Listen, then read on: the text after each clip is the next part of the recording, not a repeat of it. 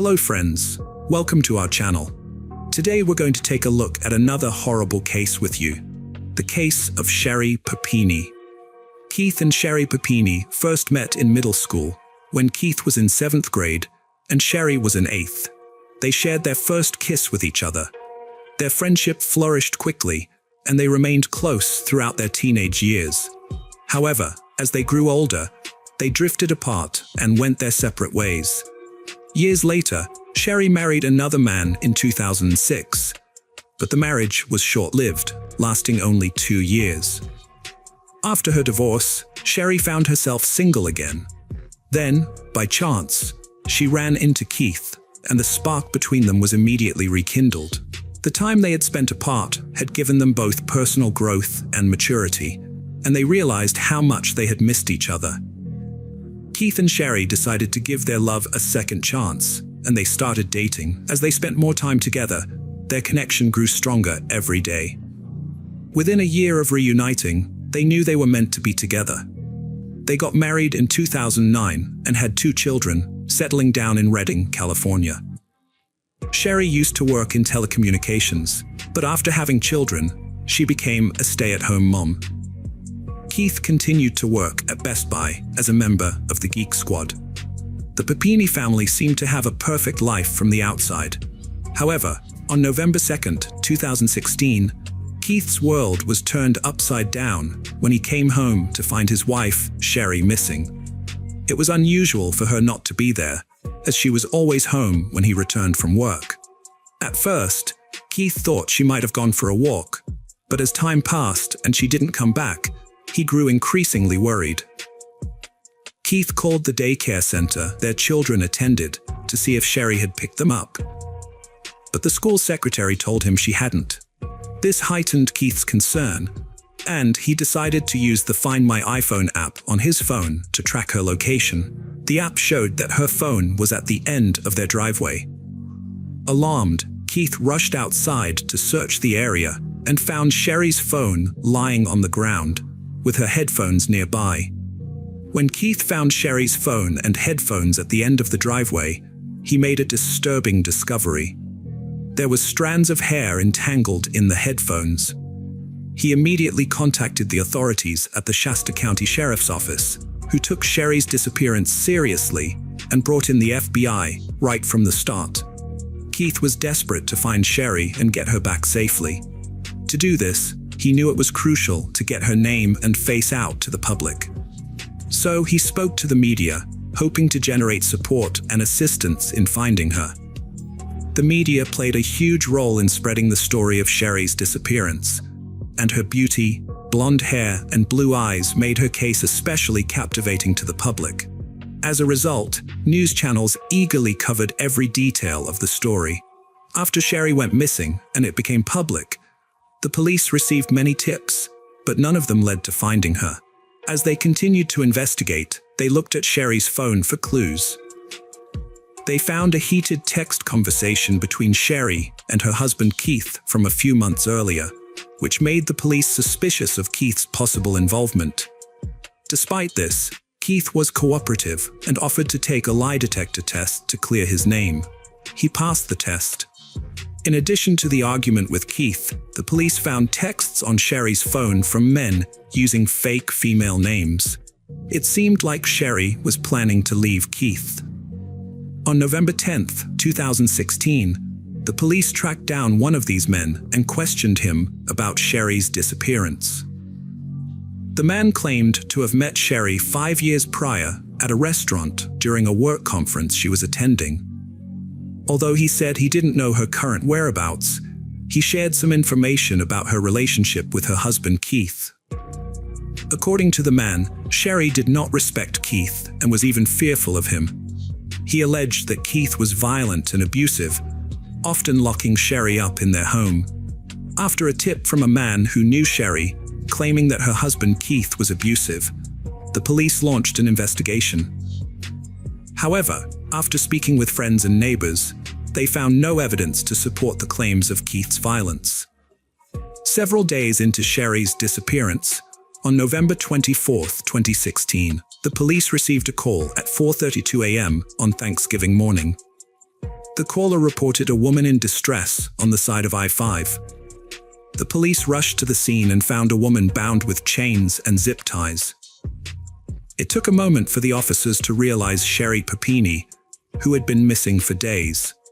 Relieved to find her alive, they carefully freed her from the restraints and took her to the hospital for medical attention. When Sherri arrived at the hospital, it was clear that she had been through a traumatic experience. Her body was covered in bruises, her hair was noticeably shorter, and she had a burn mark on her arm, as well as a bad rash. She had also lost a significant amount of weight, weighing in at only 87 pounds. While Sherri was recovering at Woodland Memorial Hospital, the police tried to interview her, but she was too emotional to provide any information. The only condition under which she would cooperate was if her husband, Keith, was present in the room. With Keith by her side, Sherri recounted the terrifying incident. She said she was out jogging when a dark-colored SUV, driven by two women, approached her. She got out of the vehicle, pointed a gun at her, while Sherri Papini stayed in the car. Sherri was forced into the back of the SUV against her will.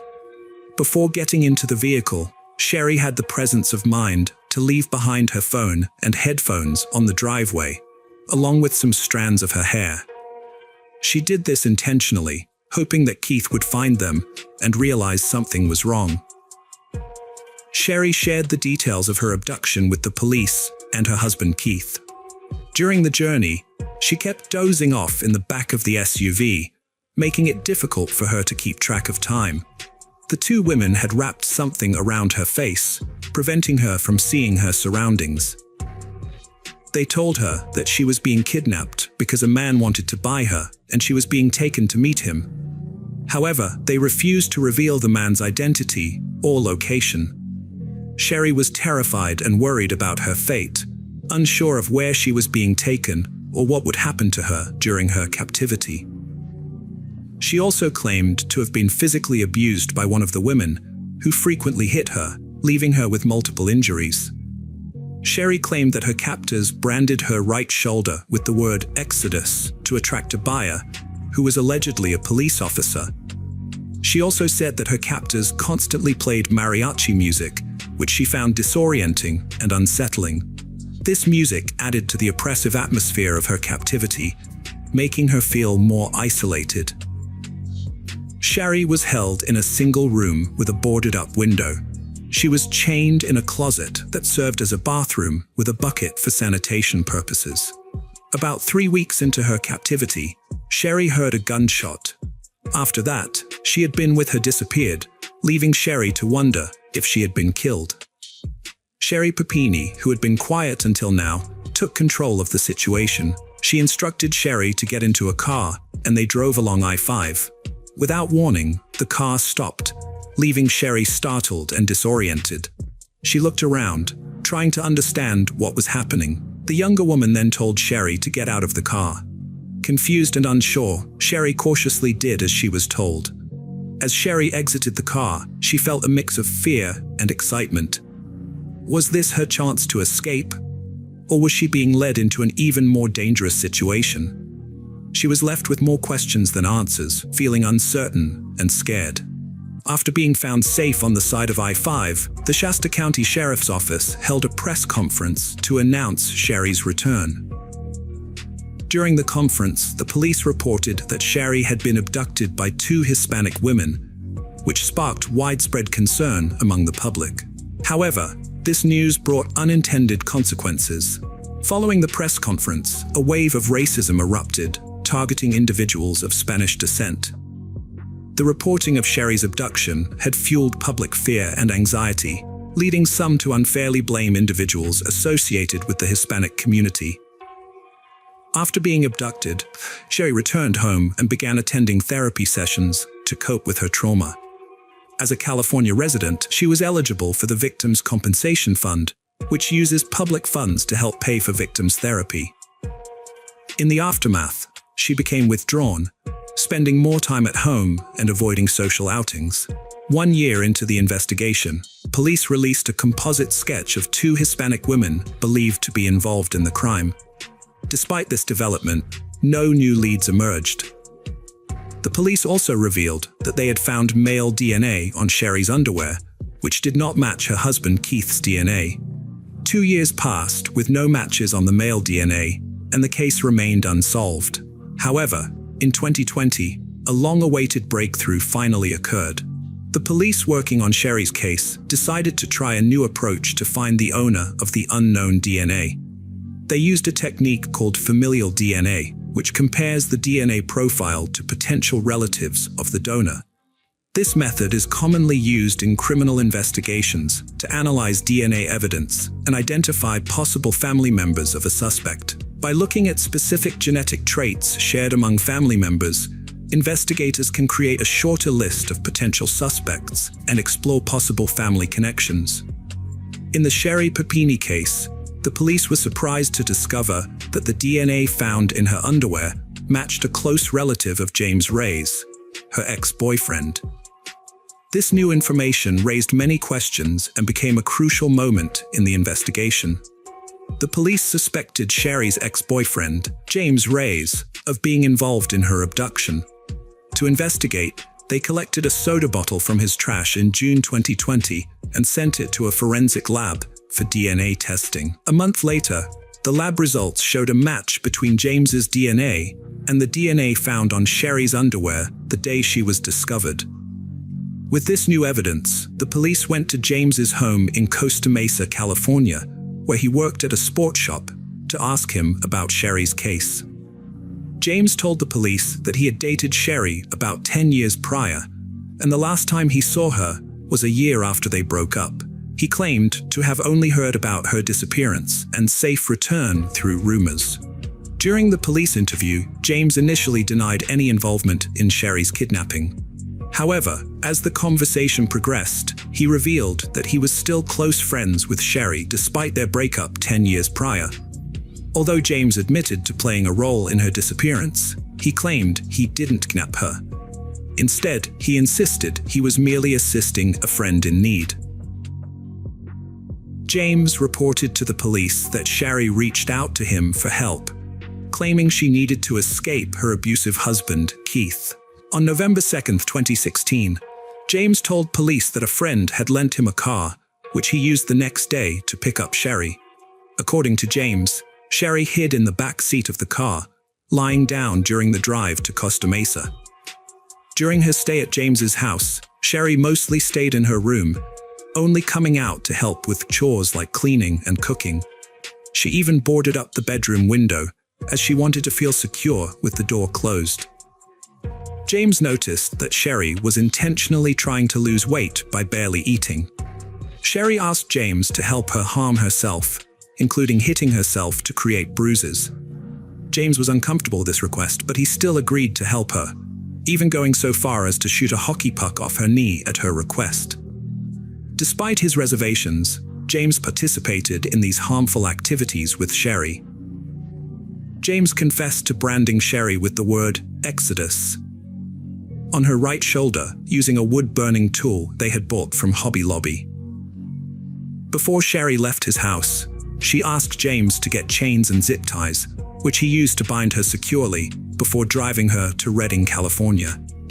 During the drive, Sherri told James to stop the car, which he did, and she escaped. When questioned by the police, James denied knowing anything about the 2 Hispanic women Sherri claimed had abducted her. However, when the police searched James's house, they were shocked to find that several rooms matched the descriptions Sherri had given of the place where she was held captive. Specifically, James' bedroom and closet exactly matched a drawing Sherri had made for the police, detailing the layout of the rooms she had been confined to. The police discovered a striking similarity between a table at James's house and the one Sherri described in her initial interviews. They decided to bring Sherri and Keith in for another interview at the police station. The police had accumulated substantial evidence that led them to believe Sherri had faked her own abduction. They intended to confront her with their findings during the interview. Before revealing the truth, they asked Sherri if she wanted Keith to leave the room. Sherri remained silent. The police then decided to leave the couple alone for a few minutes. During this time, Sherri approached Keith and confessed that she didn't want the police to find the Hispanic woman who had supposedly abducted her. She felt indebted to this woman for sparing her life. Sherri refused to press charges against the woman who attacked her. Keith listened to her reasons, but he was skeptical and worried. Sherri's explanation didn't make sense to him, and he was starting to get scared. He pointed out that even if Sherri didn't want to press charges, the attacker would still face consequences for her actions. The police re-entered the interview room with an update. They had found a familial DNA match for the male DNA on Sherri's clothing, and it led them to James Reyes, Sherri's ex-boyfriend. When Keith heard the name, he had a visceral reaction. He knew James as Sherri's ex. The police told Sherri and Keith that James Reyes, Sherri's ex-boyfriend, had passed a lie detector test. They suspected that Sherri had faked her own kidnapping and claimed to have evidence to support James's version of events. The police told Sherri that they believed her significant weight loss during her disappearance was intentional, as she had chosen to eat very little. They also suggested that the rash on her arm was caused by the cleaning products she had used at James's house. Furthermore, the police alleged that James had used a wooden tool bought from Hobby Lobby to brand Sherri. They also claimed that Sherri's broken nose was self-inflicted, caused by hitting herself with a hockey stick. Despite the mounting evidence against her, Sherri remained calm and pretended not to understand what the police were talking about. Sherri Papini claimed to have not seen her ex-boyfriend James in years, stating she last saw him at his brother's funeral in Southern California. However, the police knew she was lying because James had provided them with information about her disappearance that only someone close to her would know. On March 3, 2022, the FBI arrested Sherri on charges of lying to federal agents and faking her own abduction.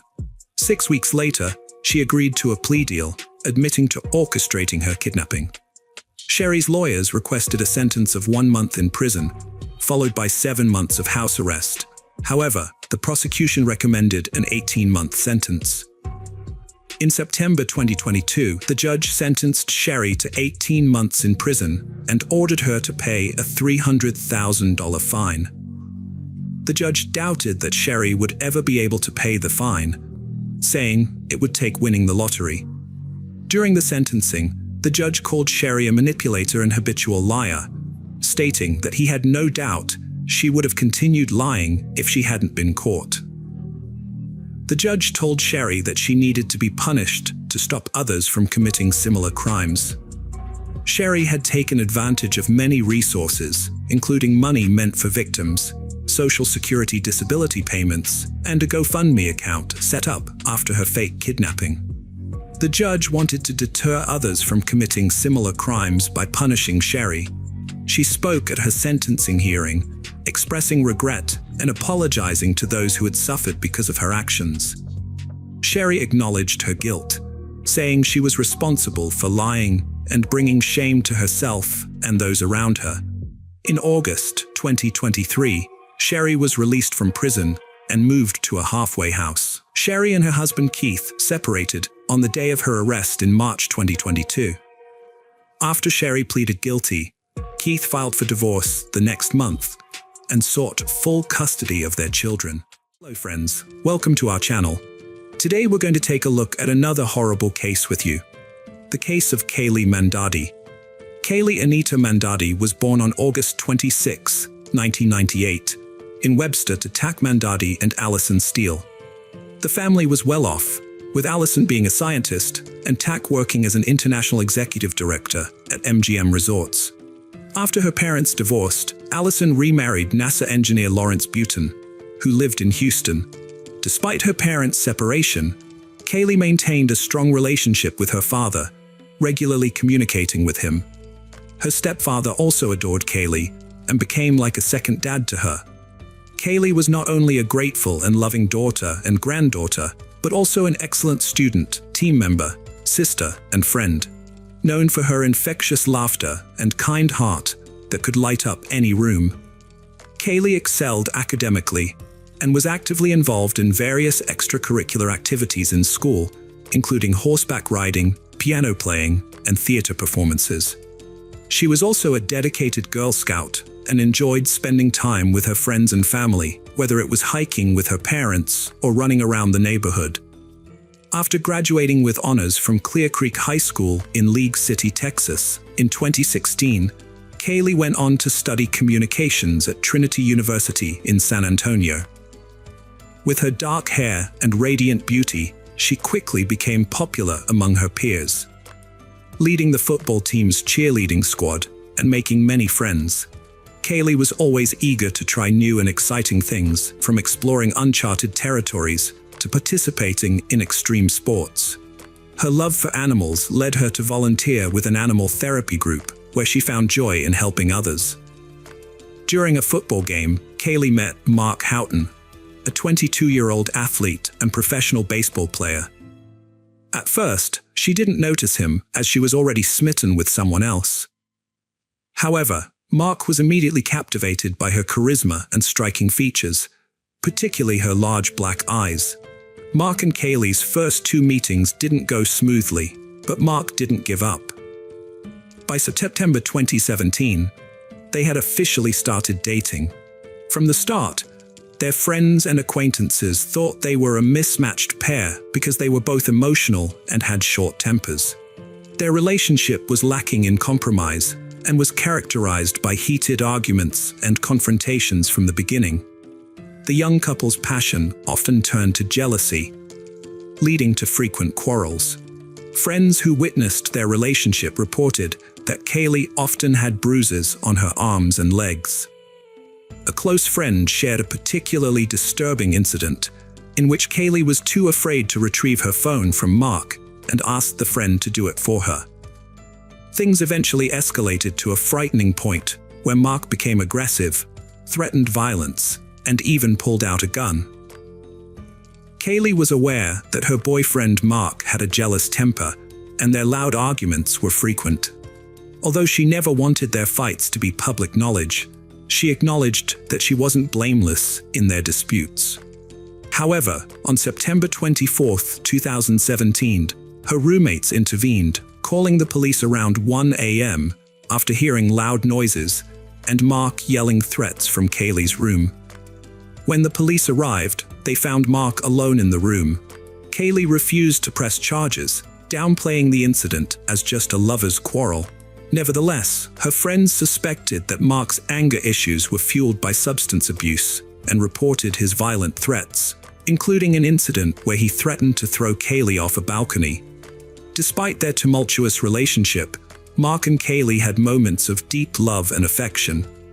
However, their bliss was short-lived, as their argument at the Malaluna Music Festival in San Antonio on October 29th, triggered by the unexpected appearance of Kaylee's ex-boyfriend, demonstrated.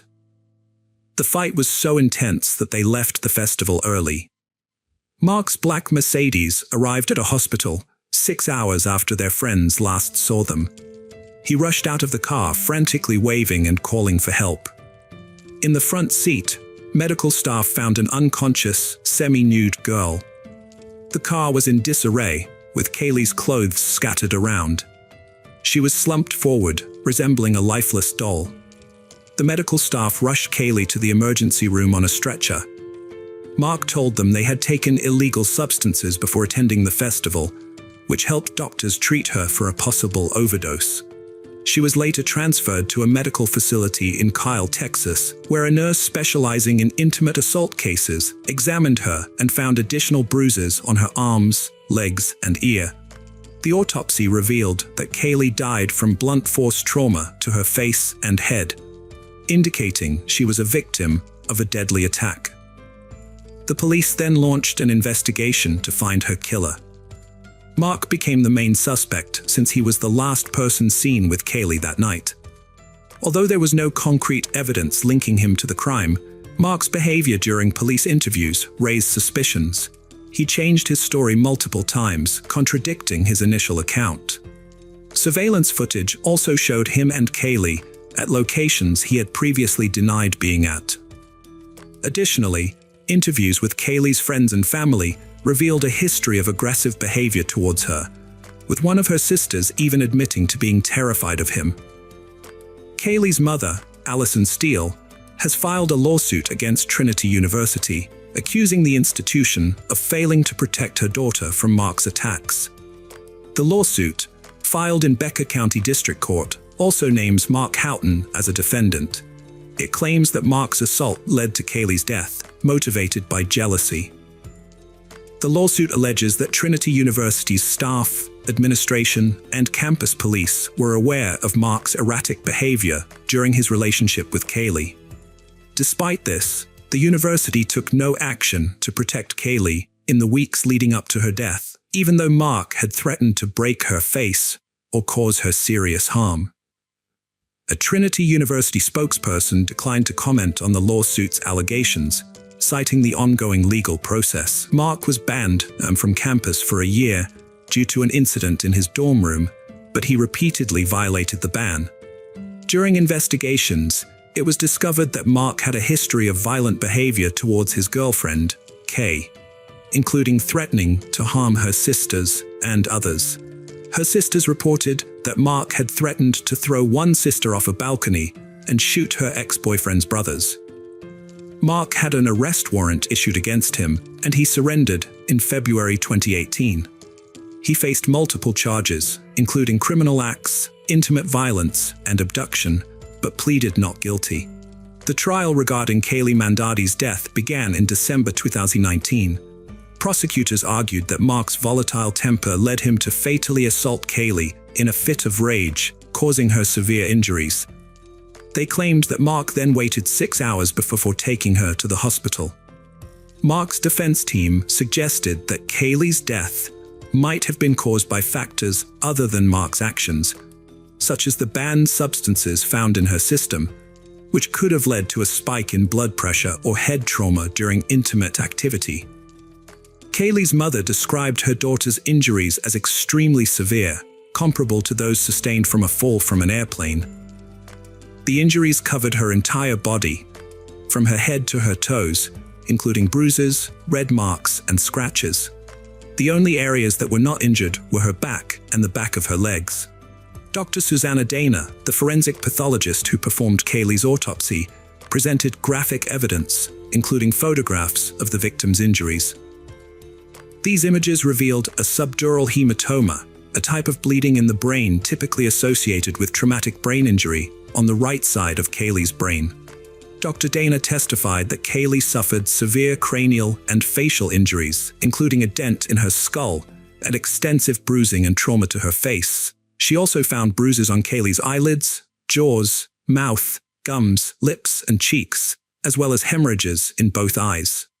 Dr. William Anderson disagreed with Dr. Dana's conclusion, stating that the autopsy results were inconsistent with the idea that Kaylee was attacked. Instead, he believed that Kaylee's injuries were more likely caused by a fall and subsequent medical treatment. Defense attorney John Hunter argued that the prosecution lacked concrete evidence to explain what happened to Kaylee on the night in question, and that it was impossible to prove Mark's involvement. He highlighted Kaylee's history of drug use, including her prior treatment for substance dependence at a hospital. Jason Wallach, a professor, testified that Kaylee's blood contained a high level of MDMA, also known as ecstasy or Molly, on the evening of October 29, 2017.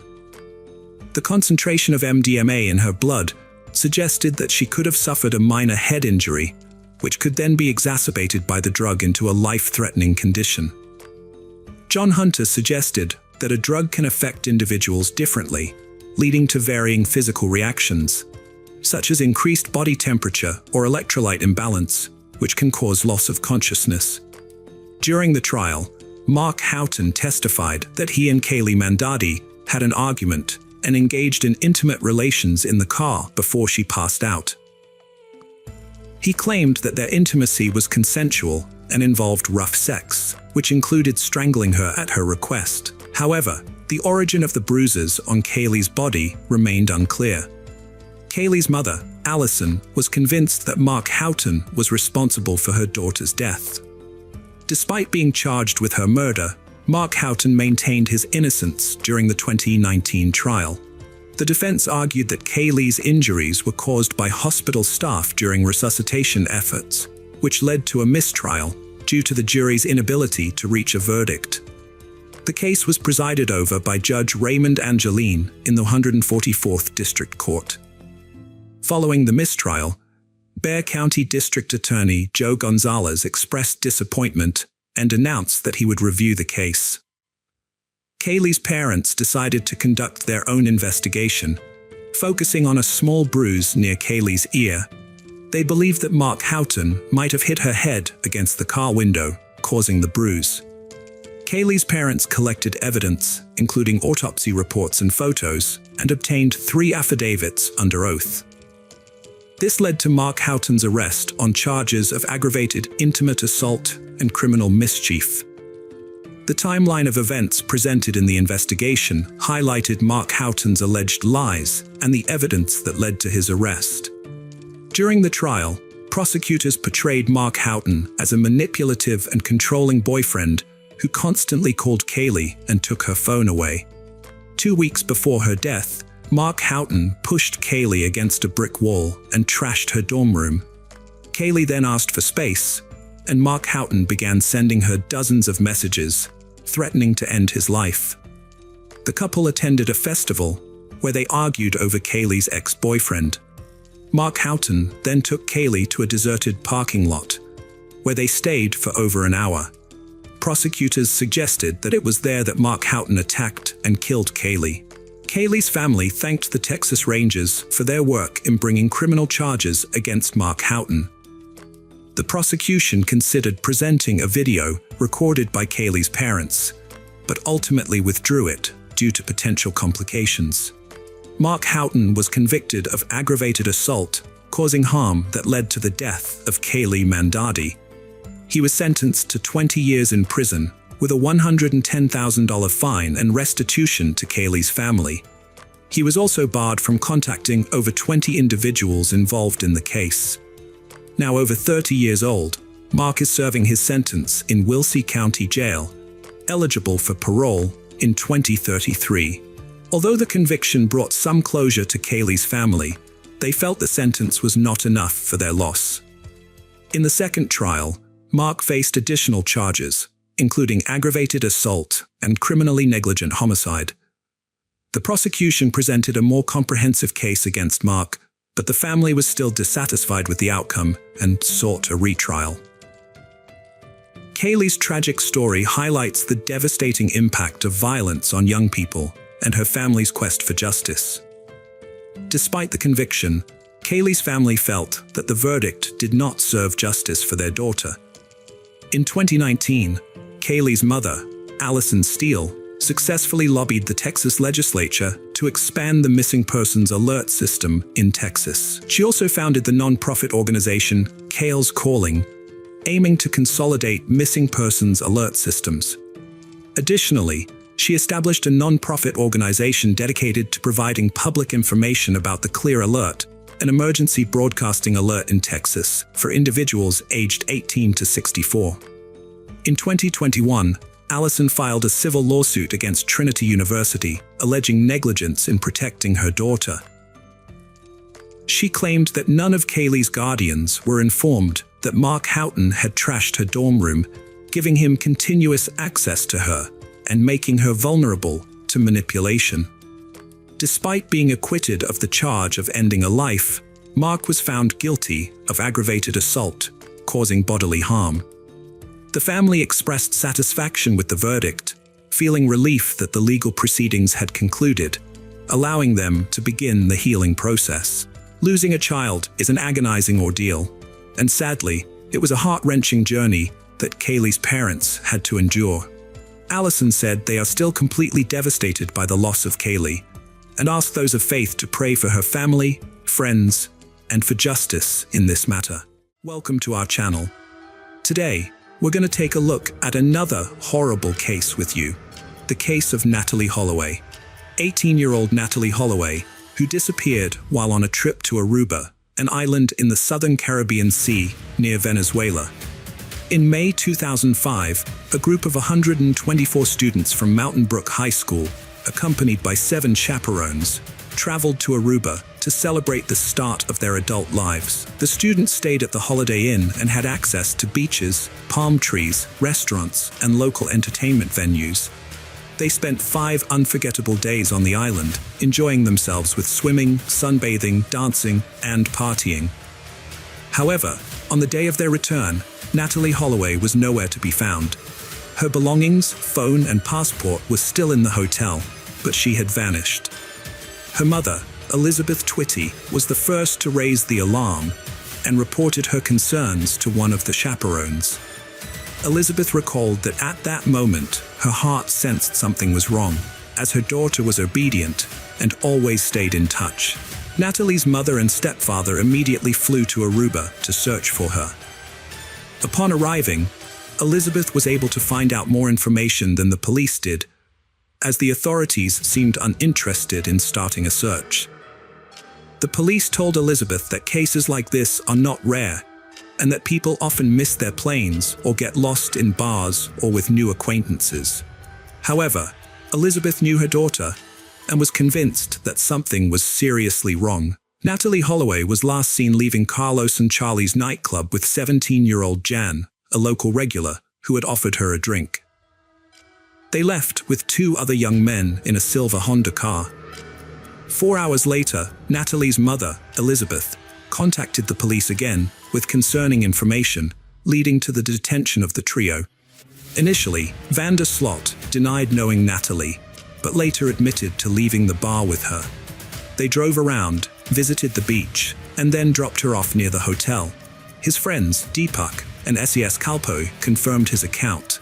Natalie was born on October 21, 1986, in Clinton, Mississippi, to Elizabeth Ann and David Edward Holloway.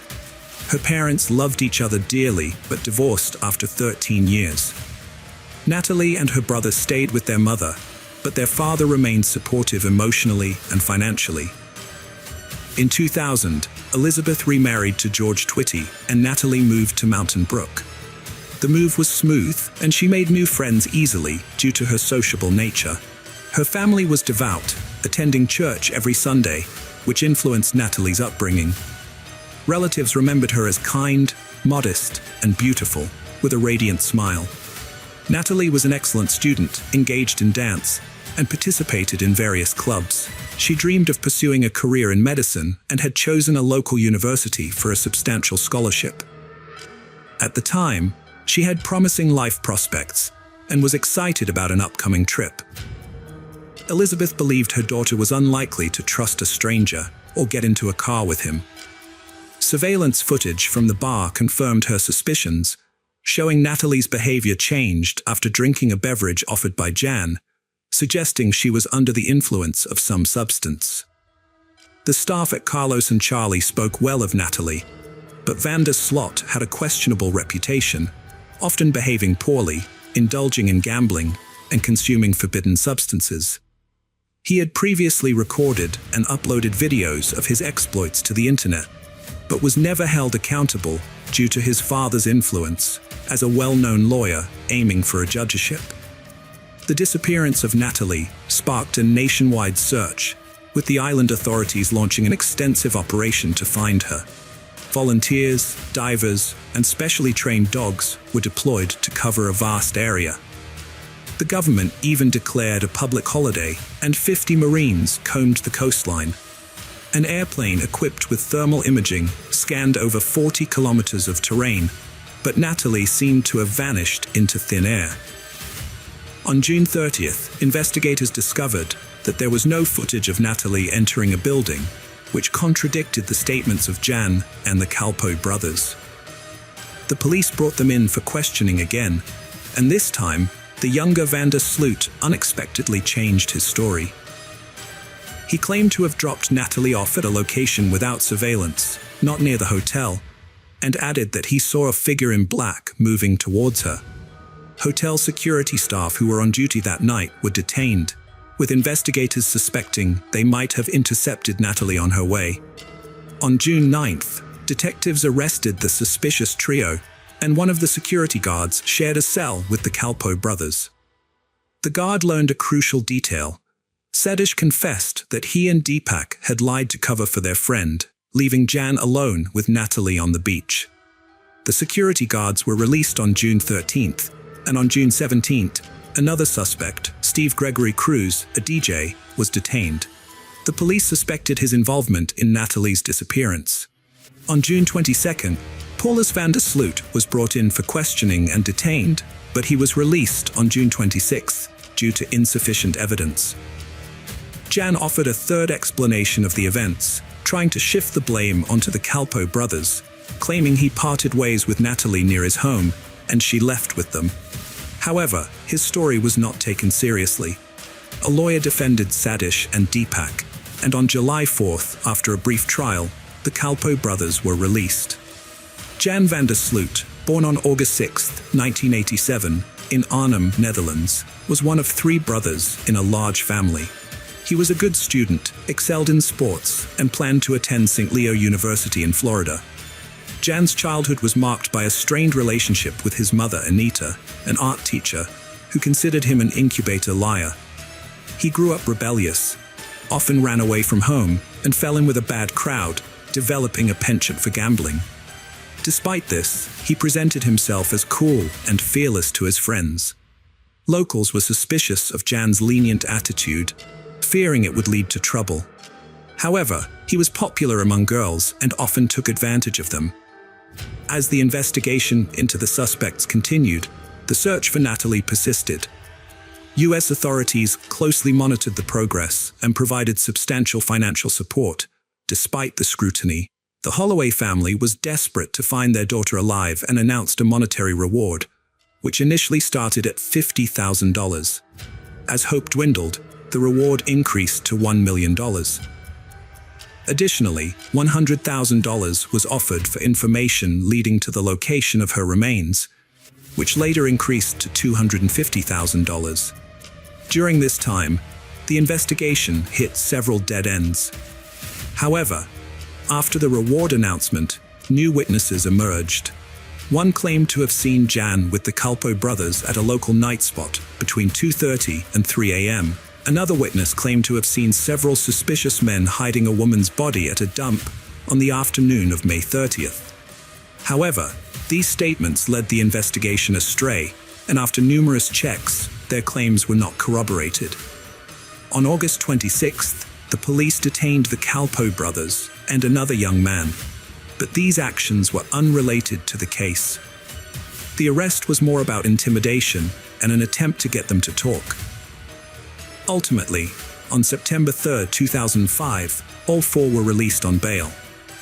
A week and a half later, the court removed all restrictions and prohibitions, as none provided any substantial leads to the investigation. Jan van der Sloot was detained for 3 months, but after his release, he sought to capitalize on his notoriety by giving interviews and appearing on TV shows. In these appearances, he claimed that Natalie Holloway had flirted with him and offered to have sex. But he declined because he didn't have a condom. However, during one show, he became aggressive and threw a glass at the interviewer. A journalist who was targeted by Jan's glass-throwing incident held a grudge against him and worked with authorities to place a bug in a friend's car. The bug captured Jan confessing to witnessing Natalie's death. He claimed that they had sex on the beach, but afterward, she began shaking, lost consciousness, and eventually died. Jan and a friend then disposed of her body at sea. Despite this confession, Jan managed to avoid consequences by denying the statement on another TV show, claiming he had only told his friend what he wanted to hear. In 2007, Jan released a book, The Case of Natalie Holloway, My Own Account of Her Disappearance in Aruba, in which he presented his side of the story and apologized to Natalie's family. By this time, the official investigation had largely stalled. In 2008, 2 new witnesses came forward. The first reported seeing Jan and his father on the beach around 4 a.m. on the night Natalie went missing. The younger van der Sloot appeared disheveled, and the witness saw him arguing with his father in a car before they drove away. However, Paulus van der Sloot had an alibi for the night in question. The second witness was Jan's former girlfriend, who recalled that Jan had once made a suspicious comment about being able to dispose of someone's body. However, this was not considered a strong lead, given Jan's history of lying and exaggeration. Jan and the Calpo brothers were detained multiple times, but released due to lack of evidence. The Holloway family hired a private investigator who, along with Natalie's father, conducted their own investigation, interviewing locals and searching the landfill.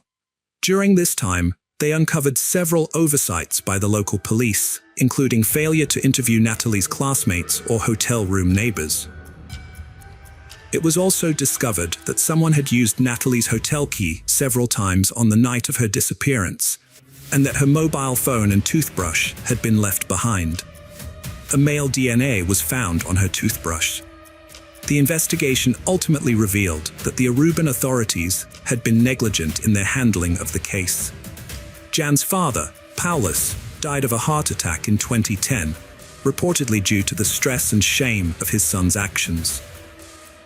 After his father's death, Jan attempted to blackmail the Holloway family, offering to reveal the truth for $250,000. The family agreed to meet with him and paid an advance of $25,000. During the meeting, Jan provided yet another version of events, claiming that Natalie had resisted his advances, which enraged him, and that he had pushed her, causing her to hit her head and lose consciousness. He then buried her body in a building foundation.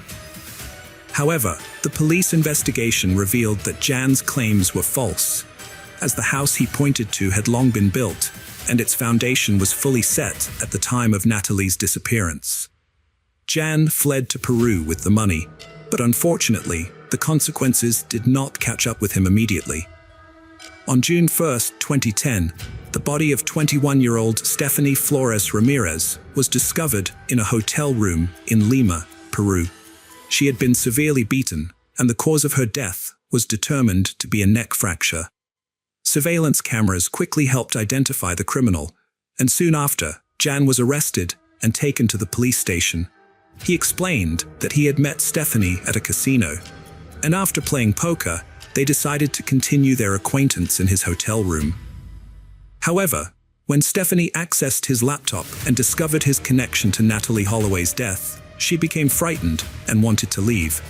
Jan realized what had alarmed her, became enraged, and struck her until she died. Jan was captured on his way to Chile and confessed to the crime on the fourth day of his arrest. The news shocked residents in the US, especially as it occurred exactly 5 years after Natalie's disappearance. Elizabeth Twitty expressed her grief, noting that justice had finally been served, albeit at the cost of another life. Jan was sentenced to 28 years in prison on January 11, 2012, for the premeditated crime against Stephanie Flores Ramirez. He was also ordered to pay $75,000 in compensation to the Ramirez family. In 2014, Jan was transferred from Pedras Gordas prison to Chalet Pala prison, where he met a Peruvian woman who visited another inmate in 2010. They got married, but it turned out Jan was using her for his own purposes. He showed no signs of remorse or guilt for his actions. Meanwhile, in June 2011, David Holloway filed a petition in an Alabama court to have his daughter Natalie, who had gone missing in 2005, declared legally deceased. Natalie's mother opposed this, hoping that Jan would confess to the crime and face trial. After a hearing, Judge Alan King ruled in favor of the declaration on January 12, 2012. On June 8, 2023, Jan was extradited to the United States and placed in Hoover City Jail in Alabama. The next day, he was charged with extortion and wire fraud, but he pleaded not guilty. However, on October 18, 2023, he entered a plea agreement admitting to murdering Natalie Holloway. He confessed to fatally bludgeoning her with a cinder block on May 30, 2005, and disposing of her body in the ocean for sharks to consume. Unfortunately, the confession made as part of the plea deal could not be used in court. Jan was sentenced to 20 years, which would run concurrently with his prison term in Peru. Natalee Holloway's disappearance remains one of the most notorious missing person cases in the US, and it is still an open case in Aruba. A series of cover-ups, corrupt deals, and bureaucratic delays effectively allowed the murder of an innocent young woman to go unpunished, despite global attention to the investigation.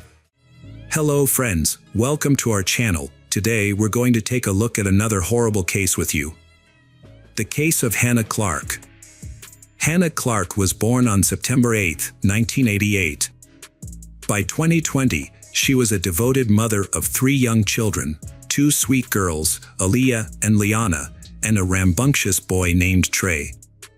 Hannah's loved ones remember her as a kind and gentle soul with a bright smile that could light up anyone's heart. She was a selfless and caring mother who gave her all to her children. Hannah's family life was marked by her relationship with her ex-husband, Rowan Baxter, a rugby player for the New Zealand Warriors team. Despite their significant age difference, they formed a strong bond, which deepened over time. Sue Clark, Hannah's mother, struggled to accept Rowan, but Hannah refused to listen to her concerns. People close to Rowan shared negative opinions about him. Sue, Hannah's mother, had a nagging feeling that something was off about Rowan. She perceived him as arrogant and self-centered, which made her uneasy. She was also concerned about the significant age gap between Rowan and Hannah. When they first met, Hannah was a recent graduate, while Rowan was 31 years old. Additionally, Rowan's past relationships were a worry for Sue, particularly since he was still in the process of divorcing his previous wife and was living with her at the time. When Hannah introduced Rowan to her parents, they questioned him about his ex-wife. Rowan explained that he was staying with her due to their son. Eventually, Rowan finalized his divorce and continued his relationship with Hannah. In 2011, he proposed to her, and she accepted. They got married in Kingsley, New South Wales, Australia. The following year, they had 3 children together. Hannah and her family, including her father Rowan, were passionate about sports. However, Rowan's muscular physique, developed during his professional athlete days, was partly due to steroid use, which led to mental health issues. As a personal trainer, Hannah's approach differed from her father's. She was loved by her clients for her kindness, empathy, and dedication, earning her a loyal following. Rowan's approach to training was unique, but his behavior was marred by aggression and inappropriateness, likely caused by steroid use. This made him a poor trainer, as clients don't need someone who makes them feel uncomfortable. Rowan struggled to communicate effectively with people, which negatively impacted his career and finances. As a result, his wife Hannah had to become the primary breadwinner, which further irritated Rowan. He felt emasculated by her success, as she was doing a better job than he was. Despite their financial struggles, they decided to open their own fitness club. However, this decision was largely driven by Rowan's desire to control Hannah's every move and monitor her whereabouts. Rowan's behavior in the store mirrored his past actions at the gyms where he worked. He often felt the need to assert superiority over women. During a private training session with Sue's mother, he showed his cruel side, acting inappropriately instead of showing respect. He dropped Sue, causing her to hit her head and bleed, and laughed at her clumsiness, showing no sympathy. Despite this alarming behavior, Hannah's parents tried to accept him for their daughter's sake. Rowan's control over Hannah was all-encompassing, and he isolated her from her family and friends. He dictated who she could see and when, and even forbade the children from visiting their grandmother and Hannah from communicating with her brother, whom he disliked. As a result, Hannah felt trapped and enslaved, confined to the walls of her own home. Rowan's behavior towards Hannah was also emotionally and physically abusive. He would demand intimacy from her, and if she refused, he would become enraged, taking out his anger on her and the children. After forcing himself on her, he would then apologize insincerely, attributing his behavior to a burst of passion.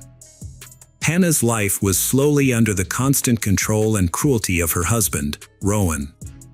Their marriage, once filled with love and passion, had degenerated into a nightmare of fear and submission. Rowan's tyrannical behavior had created a toxic environment where Hannah lived in constant terror of his wrath. Rowan's cruelty was not limited to Hannah, he also targeted their children. While some playful exchanges between parents and children are normal, Rowan frequently crossed the line, intentionally hurting and belittling them. When the children cried, he would mock them, showing no empathy or respect for their feelings. For example, a conflict between Rowan and his daughter Aaliyah turned disastrous when Rowan used excessive force, causing Aaliyah to hit her head. The injury was severe enough to require hospitalization and stitches. Instead of taking responsibility and apologizing, Rowan blamed Aaliyah for the incident. This was not an isolated incident, as Rowan had a history of tormenting his children. As an athlete, he would take ice baths after training, but he would also force his children, including his young son Trey, to sit in icy water, disregarding their tears and pleas for mercy. In the same year, Hannah's life took a drastic turn for the worse. Rowan, who had recently become interested in jiu-jitsu, returned home from a training session one day, still pumped up with adrenaline.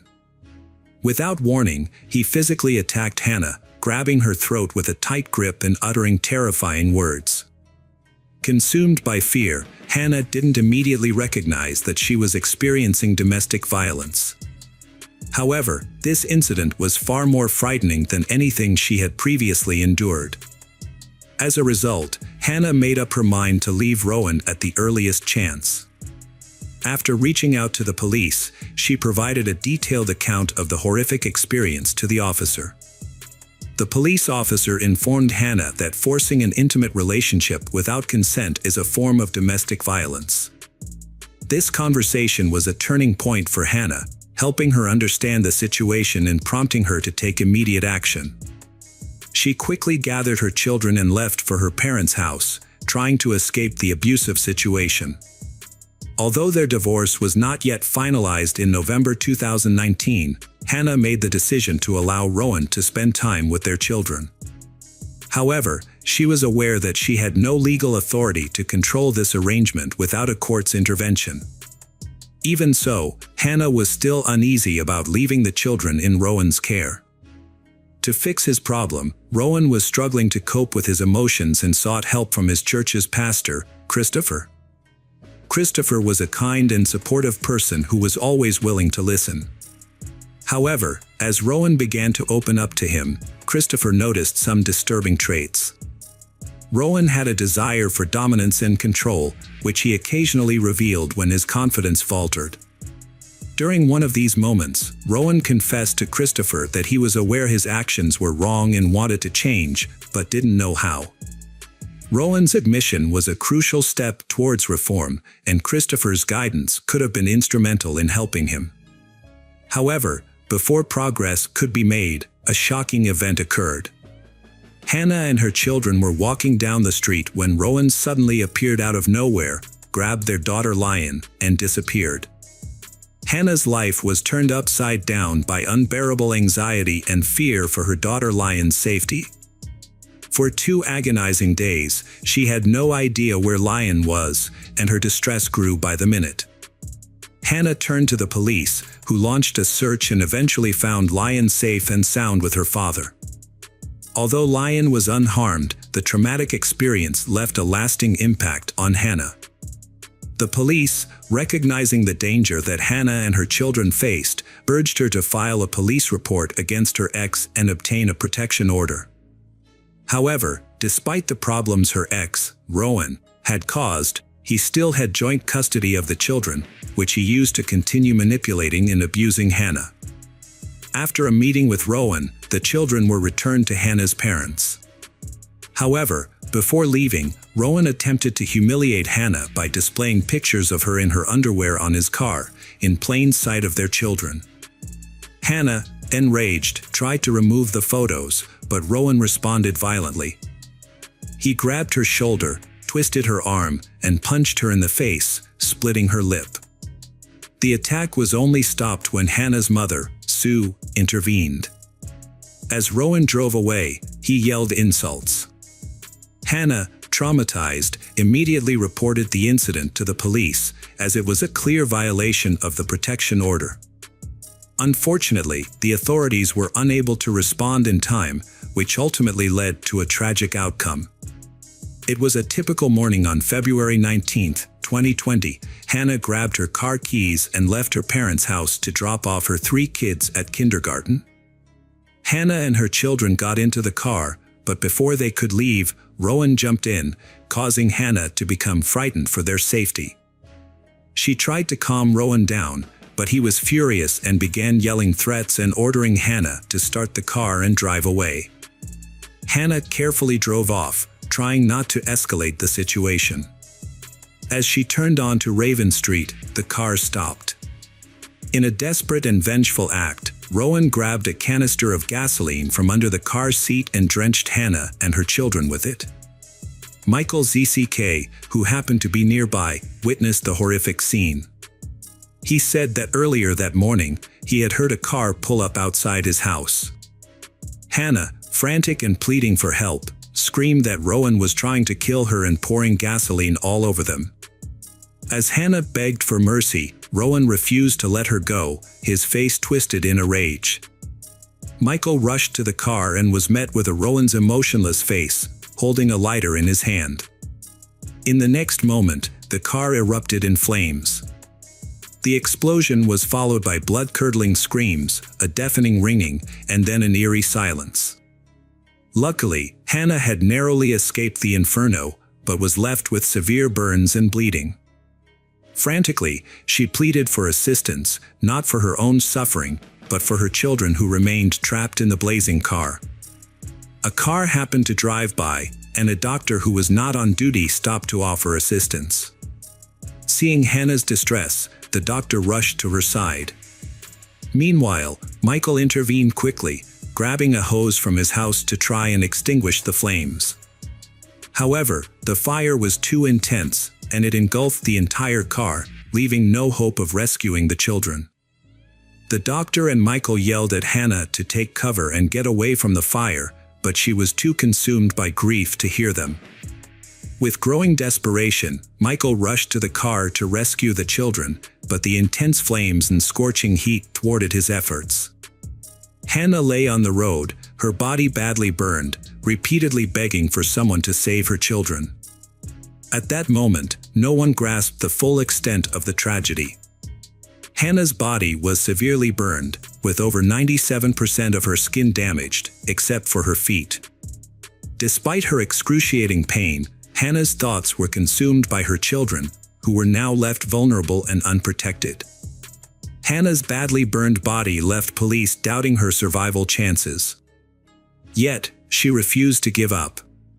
With fierce determination, she provided a crucial testimony. Police officer Angus Cook carefully recorded every word Hannah spoke as she struggled to recount the events leading up to her tragic situation. With great difficulty, Hannah managed to name her ex-husband, Rowan Baxter, as the person responsible for her ordeal, and provided a detailed account of what had happened. As Hannah's voice grew weaker and her body frail, Officer Angus remained by her side, offering words of encouragement and praise for her bravery. He reassured her that she had already done enough and that everything would be okay.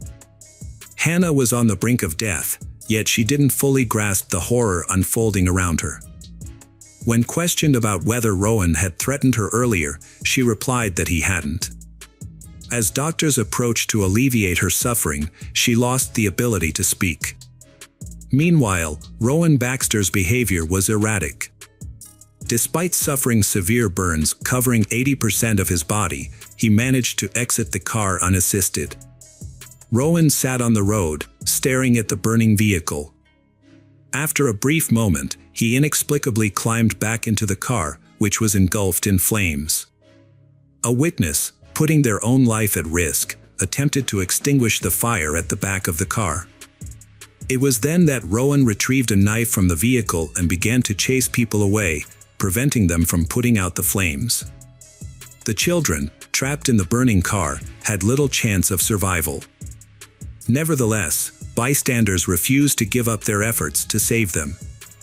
Rowan refused to let anyone approach the car, claimed them to a horrific death. In a final, selfish act, he stabbed himself with the knife. Despite her own life-threatening injuries, her primary concern was for the health of her children and her desire to reveal the truth. Tragically, Hannah passed away in the hospital on the same day, at the young age of 31. Hannah was a victim of severe domestic violence, which also affected her children. She fought tirelessly to protect her family from their abuser, but sadly, her efforts were ultimately unsuccessful. Throughout her daily struggles, Hannah showed immense courage, standing up for her loved ones despite the numerous challenges she faced. For days later, a massive gathering took place to pay tribute to Hannah and her children. A lasting memorial, Hannah's House, was also created in Camp Hill, where a tree planting ceremony was held in her honor, accompanied by a plaque that tells the story of her life. Hello friends, welcome to our channel. Today we're going to take a look at another horrible case with you. The case of Jassy Correa. Jassy Correa was born in Praia, Cabo Verde, but her family moved to the United States when she was just 3 years old. She grew up in Dorchester, Massachusetts, and Boston became her hometown. As she grew older, Jassy became a loving mother to her daughter, Gabriella. However, Jassy's personal life was marred by difficulties. Jassy's husband, Miguel Castro, physically attacked her. Despite wanting to leave him, Miguel refused to let her go and severely beat her. Jassy eventually reported the incident to the police, and Miguel was sentenced to 4 years in prison.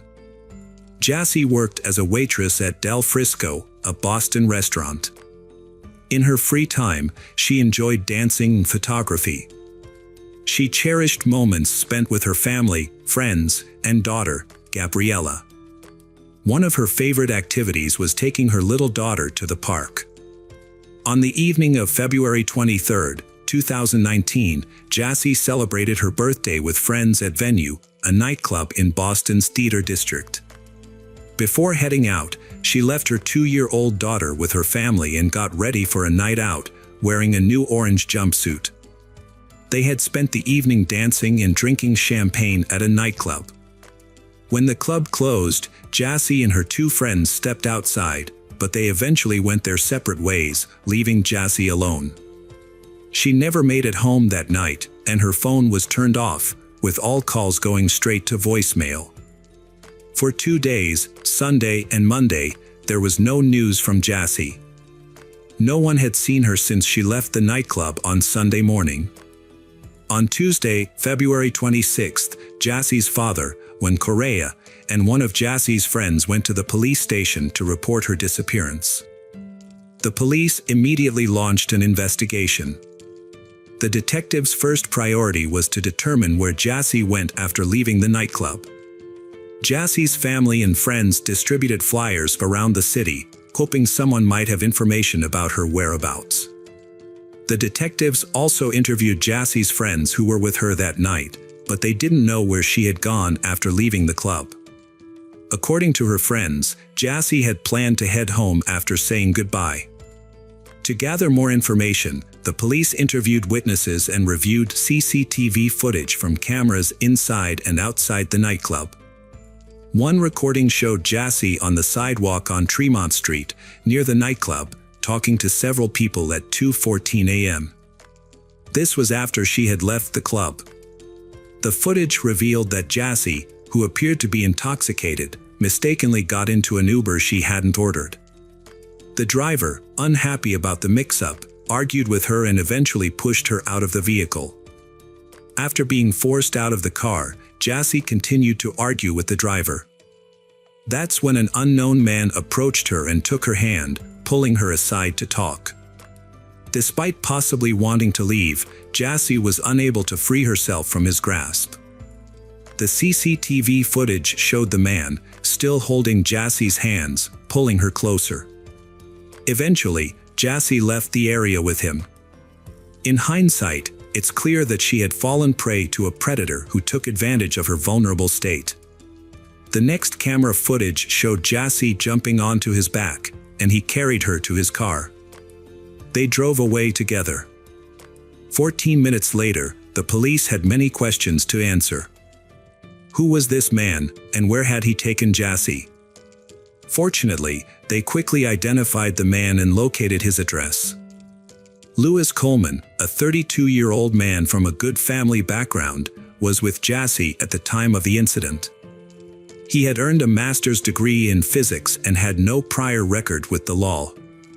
Notably, there was no information in the police database about Louis owning a car. However, his mother, a resident of California, was the owner of a 2016 red Buick, which matched the type of vehicle involved in the incident with Jassy. Louis lived in Providence, Rhode Island, about 50 miles from the venue nightclub where he was last seen with Jassy. When police arrived at his home, they found that Louis was no longer there. However, CCTV footage from inside and outside the building revealed disturbing evidence. It's worth noting that the drive from the venue club to Louis's apartment typically takes about an hour. Since Louis returned to his apartment at 4:15 a.m. on Sunday, approximately 2 hours after he was seen leaving with Jassy, it's likely that he stopped somewhere along the way. The next day, Louis sent an email to his colleague stating that he would be taking a few more days off. Based on the content of the email, it appears that Louis was trying to buy time to cover his tracks. Over the next 2 days, Louis attempted to conceal evidence of the crime. Further CCTV footage analysis sheds light on what happened to Jassy after she left with Louis. Although the police never released the initial footage due to ethical concerns, it showed Louis entering his apartment building with Jassy. FBI Special Agent Thomas Zukus described the footage as follows. Louis was seen walking from a red sedan towards the front of the building, carrying a body with long hair and orange pants. Agent Zukus believes that this footage shows Louis carrying Jassy's body into his apartment building. According to Zukus, security footage from the building's lobby reveals that at approximately 4:27 a.m., Louis entered the building carrying an unconscious or already deceased Jassy in his arms. He proceeded to the elevator and took it to the 6th floor. Notably, on February 26th, the same day Jassy's father reported her disappearance to the police, Louis made a suspicious purchase at Walmart. His receipt shows he bought multiple items that raise red flags, including protective suits, duct tape, electrical tape, candles, gloves, safety goggles, a mask, and Clorox bleach. The next day, while friends and family distributed flyers with Jassy's picture, Louis made another concerning purchase at Walmart, caught on camera at 9:22 p.m. This time, he bought a large suitcase and a canister. On February 27, 2019, at around 9:58 p.m., Louis returned to the apartment building, and video footage appears to show him carrying the newly purchased large suitcase. Further footage captures Louis taking the suitcase from his apartment to his vehicle in the parking lot, as evidenced by a recording at 2:15 a.m. on February 28. A video shows a man, later identified as Louis, struggling to lift a suitcase into the trunk of his car. This footage is part of a larger investigation into the disappearance of Jassy Correa, who was last seen on February 24 and was believed to be at Louis's apartment. Between 2:44 a.m. and 4:02 a.m., Louis was seen leaving the building multiple times, carrying various items including cardboard boxes, trash bags, a bottle of bleach, a computer tower, a laptop case, and a small duffel bag. On February 28, 2019, police obtained a search warrant for Louis's apartment. During their search, they found several suspicious items, including 2 packages of hooded coveralls and 2 respirator masks. They also examined a sofa in the apartment, which was missing one of its 4 large cushions. Outside the apartment complex, in a dumpster, police found a collection of items that raised further suspicions. These included white trash bags, a bag containing plastic sheets, men's jeans with bleach stains, and the belt. Additional items found in the dumpster included a white nylon hooded coverall, an unfilled box of baking soda, clear safety goggles, duct tape packaging, rubbing alcohol, Walmart bags, used plastic gloves, an empty package from a car air freshener, 3 used packages of purifying charcoal, and a sponge. On the afternoon of February 28, 2019, police stopped a car driven by Lewis near Wilmington, Delaware. Officers ordered Lewis to exit the vehicle and asked if he was alone. Lewis reportedly responded by saying, "She's in the trunk." When police investigated, they found the body of Jassy wrapped in a sofa cushion cover inside a black trash bag, which was placed in a large suitcase that matched the one Lewis had taken into his apartment the previous day. Experts who inspected the car found 2 cracks on the passenger side windshield, leading police to suspect that the man had attacked Jassy inside the vehicle. As a result, Lewis was arrested and taken to a Delaware State Police barracks. During questioning, Lewis had a large bandage on the right side of his face, which he claimed was from sheep when asked about it. A forensic examination revealed that Jassy died from a combination of strangulation and blunt force trauma. Additionally, seminal fluid was found on her body, and DNA analysis matched Lewis's DNA. Prosecutors noted that Lewis's DNA was also found under Jassy's fingertips. Although the exact location of Jassy's death could not be determined, it is believed to have occurred either in the car or at Lewis's apartment. On Saturday, March 9, 2019, family and community members gathered at St. Peter's Parish in Dorchester to pay their respects to Jassy Correa. Many wore white or displayed buttons, shirts, and sweatshirts with Jassy's face and the phrase, "Justice for Jassy." Maka DeAndrade, Jassy's cousin and best friend, delivered the first eulogy, expressing the community's sadness and acceptance of Jassy's passing. DeAndrade said, "We may not understand why Jassy's life was cut short, but I have faith that her death was not in vain. I trust that God has a plan, and I have faith in that." Boston Mayor Marty Walsh addressed the crowd, vowing to work towards creating a safer world for women. He emphasized that young women should be able to go out and celebrate without fear and return home safely to their loved ones. He acknowledged the immense pain Jassy Correa's family has endured and expressed his condolences. When Correa expressed gratitude to the city and law enforcement agencies for their tireless efforts in investigating Jassy's disappearance and death. He also paid a heartfelt tribute to his daughter, saying, "Rest in paradise, my dear Jassy, rest in peace, my dear child." Lewis Coleman, the suspect, has been charged with kidnapping resulting in death, a crime that could carry the death penalty or a life sentence. However, prosecutors have announced that they will not seek capital punishment. During the trial, prosecutors presented evidence, including a video of Coleman dragging Jassy's body into his apartment and his online search history following her disappearance. FBI agents reported on Lewis's online activity in the days following the alleged kidnapping. He searched for topics such as whether a person can fit inside a suitcase and how to remove a tooth that is not loose. However, Lewis's defense team has disputed the relevance of this evidence to the kidnapping charge. They argue that the prosecution's focus has been on Lewis's actions after the alleged victim's death, rather than on the kidnapping itself. Attorney David stated, "This case is not about how Lewis behaved after her death, or whether he did anything illegal or inappropriate. The government's evidence has mainly centered on these issues, but I believe they are not crucial to determining whether a kidnapping occurred." Court documents filed by the prosecution and defense provide a detailed account of the events surrounding Jassy Correa's disappearance and death. Although they sides present different versions of what happened, the documents reveal disturbing details about the circumstances leading up to Jassy's death. Prosecutors established that the defendant, Lewis, was at the same nightclub as Jassy and her friends on the night of her disappearance. However, Lewis was interacting with a different woman he had just met, not Jassy.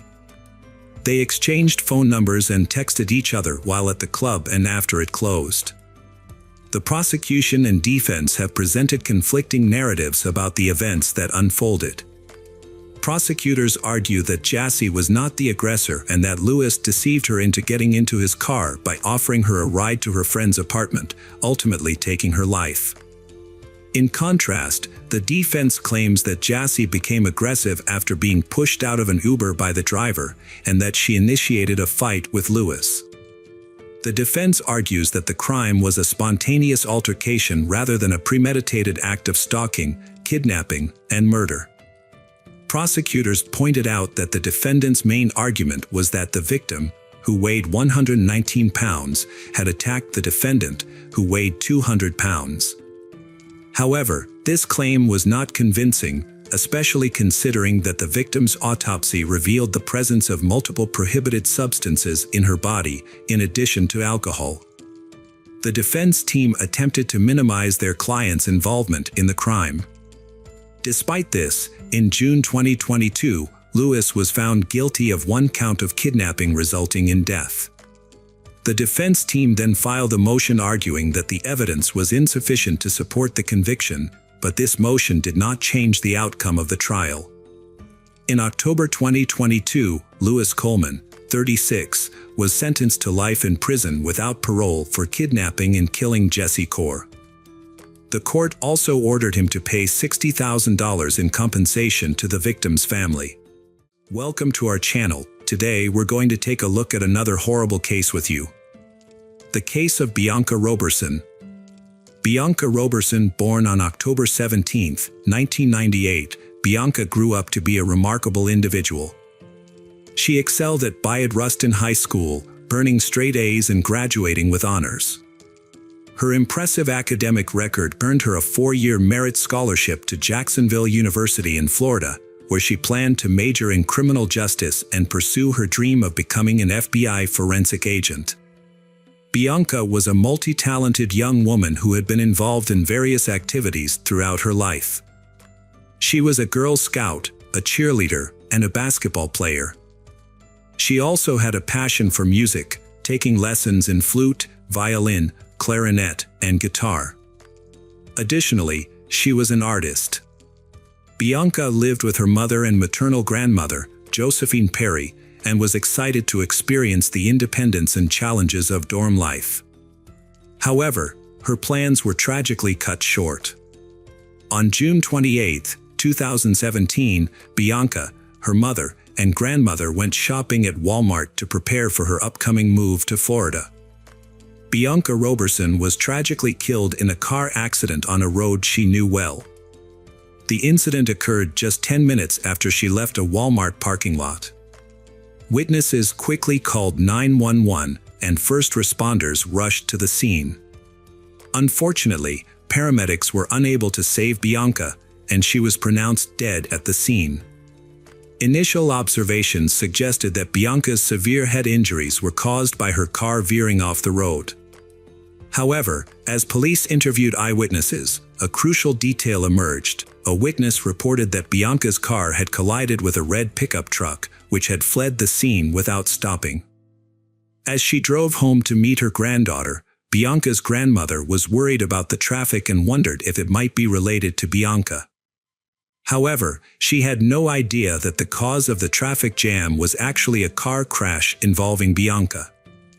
When she arrived home, she was met with devastating news. 2 police officers were waiting to inform her that Bianca had been killed in the accident. For Michelle, Bianca's mother, the news was almost too much to bear. Losing a child is every parent's worst nightmare. Michelle, a nurse from Delaware County, was still grieving the loss of her 22-year-old son, ML James Rowley, who had passed away from a heart condition in 2013. She had hoped that time would ease her pain, but instead, it had only intensified with the loss of her daughter. Michelle Robertson is struggling to cope with the loss of her second child. "I'm just existing," she said, feeling lost and without purpose. Her children were her reason for getting up in the morning, and now she feels like a mom without kids. After her divorce from Rodney Robertson in 2006, they managed to put aside their differences and work together as amicable co-parents thanks to their daughter Bianca. Michelle acknowledged that their divorce was not easy, but Bianca's presence helped to calm the tension. "Bianca didn't like it when I spoke harshly to her mother, and she would correct me," he said. Bianca's love for her family, especially her father, brought them closer together. Rodney admitted that Bianca was his favorite, and her devotion to family was inspiring. Bianca's father proudly said that his daughter was one step closer to achieving her dream of becoming an FBI forensic specialist. Bianca was excited to be on her own, but her future career was her main focus. Her hard work had paid off, as she had received a 4-year merit scholarship to Jacksonville University, one of the 3 schools that had accepted her out of the 4 she had applied to. Bianca's father said she had also been accepted to Coastal Carolina and the University of Georgia. Investigators were seeking CCTV footage to confirm the initial belief that Bianca's car veered off the road after colliding with a red pickup truck. If this were the case, it would imply that Bianca's death was no accident, but rather a deliberate act that required the police to identify a perpetrator. However, the truth revealed during the investigation proved even more stunning. While awaiting the CCTV footage, a significant development in the case occurred. It was initially assumed that Bianca's death resulted from her car crashing and hitting her head. Yet, during the autopsy, forensic experts made a startling discovery: there was a bullet in Bianca's head. This revelation drastically altered the course of the investigation. What initially seemed like an accident and later a collision with a red pickup truck was revealed to be a death caused by a gunshot wound to the head. The autopsy report's findings prompted detectives to meet with Bianca's family, bringing devastating news that her death was no accident. This revelation sent shockwaves, especially for her mother, Michelle, who couldn't fathom why anyone would harm her daughter. Bianca had a close-knit relationship with those around her, and her family couldn't identify anyone who might have wished her harm. Desperate for answers, the Robertson family relied on investigators to identify the person responsible for Bianca's tragic death. Upon reviewing the security footage from the Walmart her family visited on the day of her death, detectives found no suspicious activity. The detectives closely examined the family's actions from the moment they left their cars to the time they departed the parking lot. They dismissed the possibility that someone from Walmart could have followed Bianca and shot her, as she had not argued with anyone during their visit. The family had simply shopped, loaded their purchases into Bianca's car, and left.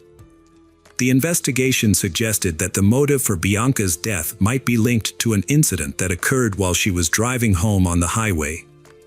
Bianca's mother recalled, "We packed all the bags into Bianca's car," referring to the 2009 Chevy Malibu they had purchased for her 16th birthday from CarMax.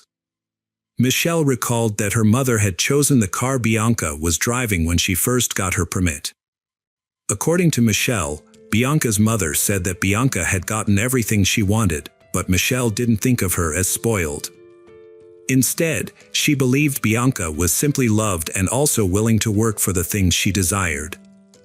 In fact, Bianca started her first job at McDonald's when she was 15 and soon switched to a dietary aide position at the Whitehorse Village Retirement Community in Delaware County. Michelle remembered that she had received a large number of letters and cards from the residents at Whitehorse Village who adored Bianca. After the police obtained traffic footage from CCTV cameras, Michelle pointed out that there were no cameras at the exact location where Bianca veered off the road. However, there was a camera about a mile away. To help illustrate the location, Michelle suggested looking at Google Maps.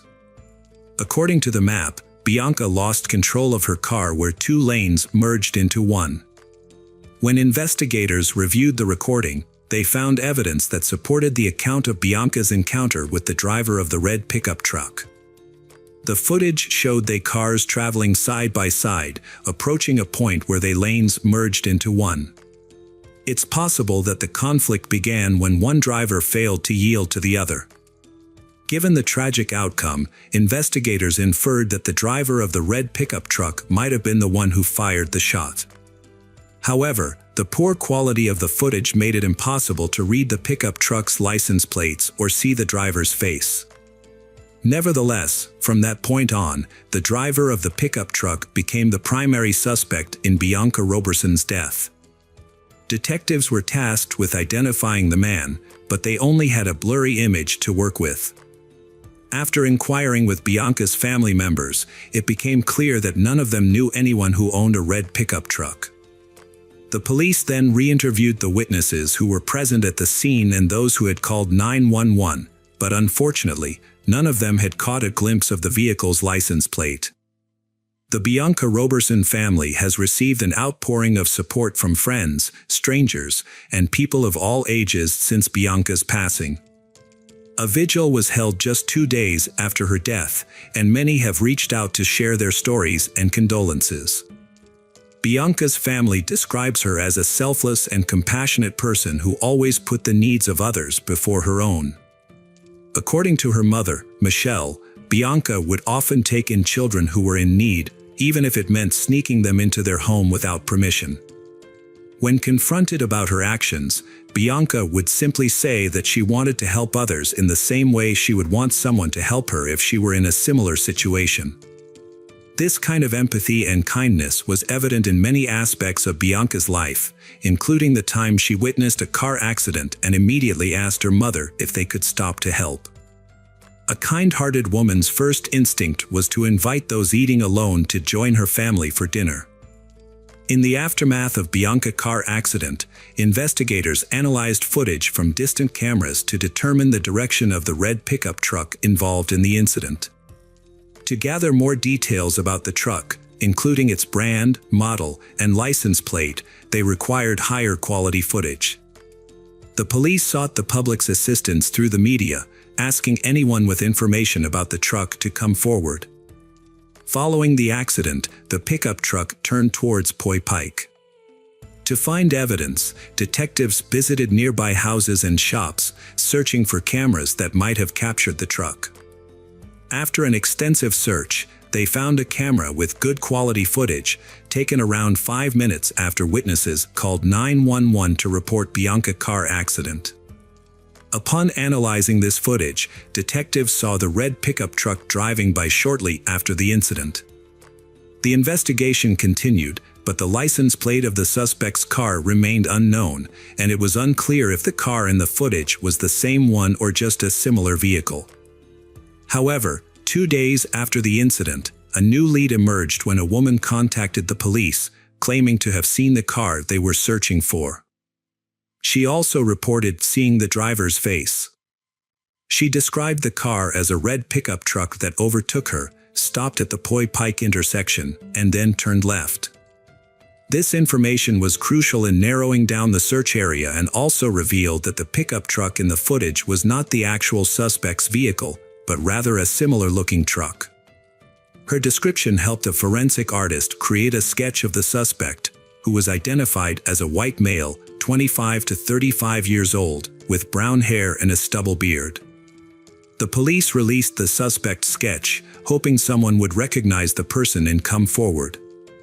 They showed the sketch to Bianca's family, but no one recognized the individual. As the investigation continued, detectives began to consider the possibility that Bianca's death was a hate crime. To gather more evidence, the police canvassed the area where the red pickup truck was last seen, visiting homes and businesses near the intersection where it turned left. They were searching for a high-quality surveillance recording that could provide answers to their questions. Their efforts paid off when a homeowner, who lived less than half a mile from the intersection, provided the police with a recording from their driveway surveillance camera. By estimating the time it would take to drive from the crime scene to the homeowner's location, the police quickly found the relevant footage. Although the new footage was of better quality than the previous one, its angle made it impossible for the police to identify the car or its driver. The police worked hard to find another recording from a closer camera, and they got lucky. Although the license plate was not visible, they were able to identify some unique features of the car. These features included a sticker on the right side window, a vertical dent on the passenger door, and damage to the hood. With these details, the police had a much better chance of finding the car. The police sought the public's help in finding the truck and its driver by offering a $5,000 reward for any information that could aid in the investigation. They were confident that someone would recognize the distinctive vehicle. 3 days after Bianca Roberson's death, a lawyer contacted the police station on behalf of a client who wanted to turn himself in, stating that his client was connected to the incident that resulted in Bianca's death. The incident occurred on a recent Wednesday at approximately 5:30 p.m. Bianca Roberson, an 18-year-old who had just graduated from Westchester Ruston High School, was driving on Route 100, a two-lane highway, on her way to Jacksonville University. Her life was full of promise, with a loving family and a bright future ahead. As she approached the merge with Route 202, the road narrowed from 2 lanes to 1. A common merge on a southeastern Pennsylvania highway turned deadly last Wednesday when a dispute over positioning escalated into violence. Bianca Roberson was merging from 2 lanes to 1 when a man in a red pickup truck, also merging, became agitated and shot her in the head. The suspect, 28-year-old David Desper of Pennsylvania, surrendered to police with his lawyer. Although he refused to testify, he consented to a search of his home and revealed the location of his pickup truck. David was subsequently arrested and charged with Bianca Roberson's murder. The police tracked down the suspect's vehicle, a pickup truck, at a location David had previously mentioned. Unique features on the truck, such as stickers on the windows and damage to the body, made it unmistakably clear that it was the same truck involved in the crime. The investigators searched Davider's residence and found the firearm that was used to shoot and kill Bianca Roberson. Despite this major breakthrough in the case, the authorities remained baffled as to the killer's motivation. Over 800 loved ones and members of the community attended a heart-wrenching farewell ceremony at the St. Paul's Baptist Church in the suburban Westchester borough, which lies approximately 25 miles. During the funeral service, many people paid tribute to she, including her brothers, officials from her high school, the chief admissions officer from the university she was set to attend, and friends. In his eulogy, Pastor Wayne Croft Sr. drew a comparison between the shooter and 2 other infamous cases: George Zimmerman, who shot and killed Trayvon Martin, a black teenager, in Florida in 2012, and was acquitted of murder in 2013, and Michael Dunn, who shot and killed Jordan Davis, another black teenager, in Florida in 2012, after a dispute over music. Dunn was convicted and sentenced to life in prison plus 90 years. The pastor expressed the sentiment of the black community, stating that regardless of whether Bianca's murder was a result of road rage or racism, the fact remains that a brilliant young black woman's life was lost. During the trial in September 2018, David Desper was asked to explain his motive for committing the crime. Instead of providing an answer, he requested forgiveness from Bianca's family. For Bianca's parents, the thought of facing their daughter's alleged killer was daunting. To show their support and unity, Rodney had arranged for family members and friends to wear T-shirts with Bianca's face on the front as they gathered at the Chester County Government Services Center. The family of Bianca Roberson wore bracelets with a poignant message: Bianca Roberson, a rose in God's garden. They also held a banner that read, "Justice for Bianca Nicole Roberson," a reminder of the tragic event that took her life on June 28, 2017. Rodney, Bianca's father, expressed his uncertainty about how he would react when he saw the man responsible for his daughter's murder. "I don't know what I'll do when I see him," he said. "The man who held the gun that took my daughter's life, he just took her dreams away. He had no right to do that." Michelle, Bianca's mother, struggled to come to terms with the loss of her child. "I want to hold her, comfort her, and bring her back," she said through tears. The prosecutor argued that the traffic conflict occurred because Bianca failed to yield when their lanes merged into one. In response, David Desper rolled down the passenger side window and fired a shot. Realizing the severity of his actions, David Desper fled the scene, leaving his pickup truck with a friend in Pennsylvania, and attempted to escape to Delaware. However, after his sketch and the distinctive features of his pickup truck were publicized in the news, David Desper decided to hire a lawyer and surrender. The police investigated his social media accounts and interviewed his friends but found no evidence to suggest that the crime was motivated by bias. As a result, David Desper was not charged with a hate crime. District Attorney Hogan stated that there was no indication that the crime was racially motivated or a hate crime. However, many people disagreed with this assessment. Before the sentencing, the defense portrayed David Desper as harmless and immature for his age, describing him as a big kid who enjoyed playing with cars in his free time. They argued that David Desper had essentially handed the case to the government by turning himself in. The defense claimed that David Desper was driving home when another car startled him, causing him to fire the gun. They maintained that David Desper was not a menacing individual. Prosecutor Chris Miller countered that a 28-year-old man driving with a loaded firearm is not a big kid. He emphasized that David Desper's actions were those of a responsible adult. Ironically, David Desper's own mother had shared a Facebook post about the police searching for the person who murdered Bianca Roberson, unaware that the suspect was her own son. Wendy Desper expressed her love for Bianca's family and apologized for her son's actions. "I'm so sorry for what my son did," she said, as her son wept. Rodney Robertson struggled to speak through tears as he addressed his daughter's killer. "I have simple questions for the defendant," he said. "Why did you shoot my daughter? Was it because of her youth, her race, her gender, or just because you wanted to go first on the road? Was it simply because you were having a bad day?"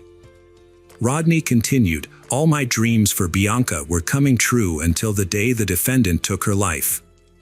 Now, all I have left of Bianca are my memories." David Desper pleaded guilty to third-degree murder. The court sentenced him to 40 years in prison, with the possibility of parole after 20 years. Judge Anne Marie Wheatcraft became emotional as she announced the sentence, telling Desper, "I don't believe you were afraid, I believe it was anger."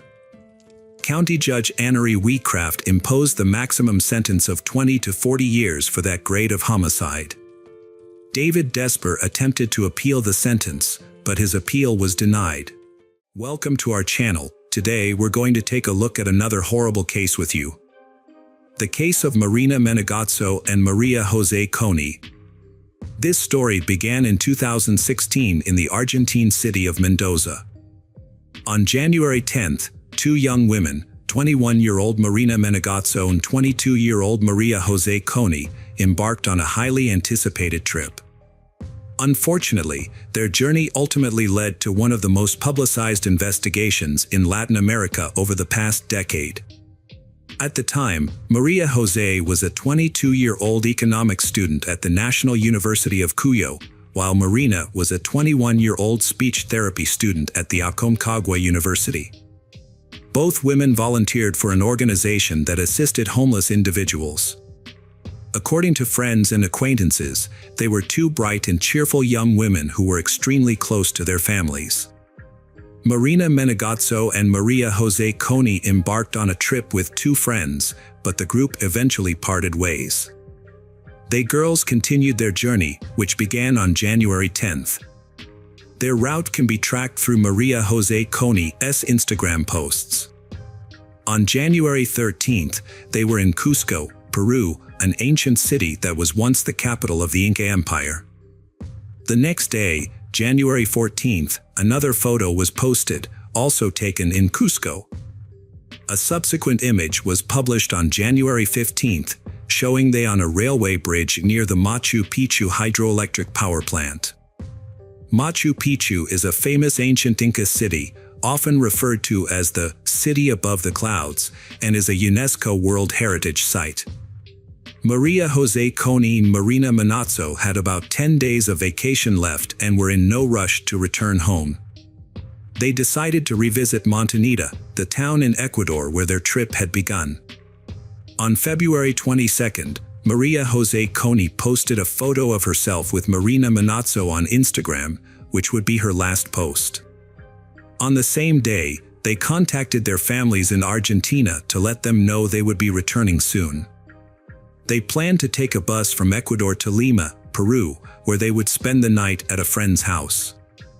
From Lima, they would fly to Santiago, Chile on February 25th, and then take a bus to their hometown of Mendoza, Argentina. They informed their relatives that they would be unreachable by phone for a few days due to poor signal reception. However, when their relatives tried to contact them, they were unable to get in touch. As the days passed, there was no activity on Maria Jose Coney and Marina Manazzo's social media accounts, causing their relatives to become increasingly worried. Marina Manazzo's sister took to social media to raise awareness about their disappearance. She posted a photo of they girls with a message stating that they had gone missing on Monday, the 22nd, in Montañita, Ecuador, and asked people to share the information. The families were eager to know if they had left the country and boarded a flight, but their attempts to contact the airline were met with no response. The family of Maria Jose Coney and Marina Manazzo tried to get information from they were supposed to stay with before leaving, but they claimed they never showed up. The family then reported they missing to the emergency services in Ecuador and also contacted the Argentine consulate for assistance. The Argentine consulate got involved on February 27th and sent their fingerprints to Ecuador. This was done because a few days earlier, on February 25th, an unidentified woman's body was found in Montañita and taken to Guayaquil.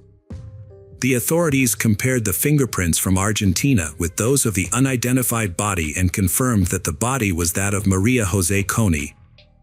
On Saturday, February 27th, police investigated the area where Maria Jose Coney's body was discovered and found the body of Marina Manazzo, just 43 yards away. Like Marina Manazzo's body, Maria Jose Coney's was also wrapped in a plastic bag and duct tape. According to the Ecuadorian police, the killer attempted to conceal Marina Manazzo's body by placing an object on top of it, which initially prevented its discovery. During the autopsy, the medical expert determined that Maria Jose Coney's death was caused by severe blunt force trauma to the head. Her injuries also included a broken leg, a broken toe, and what authorities described as genital injuries. Additionally, markings on her wrist suggested that she had been restrained. Marina Manazzo died from 6 stab wounds to the neck and had similar wrist markings, indicating that she had also been tied up. Their deaths occurred on February 23rd. Toxicology tests revealed that their blood contained a high amount of a psychiatric medication. Based on the circumstances of their deaths, police believed that they had not taken the medication voluntarily and may not have even known they had ingested it. It is likely that someone had mixed the medication into their food or drinks without their knowledge. A breakthrough in the case came just 24 hours after the discovery of the second body.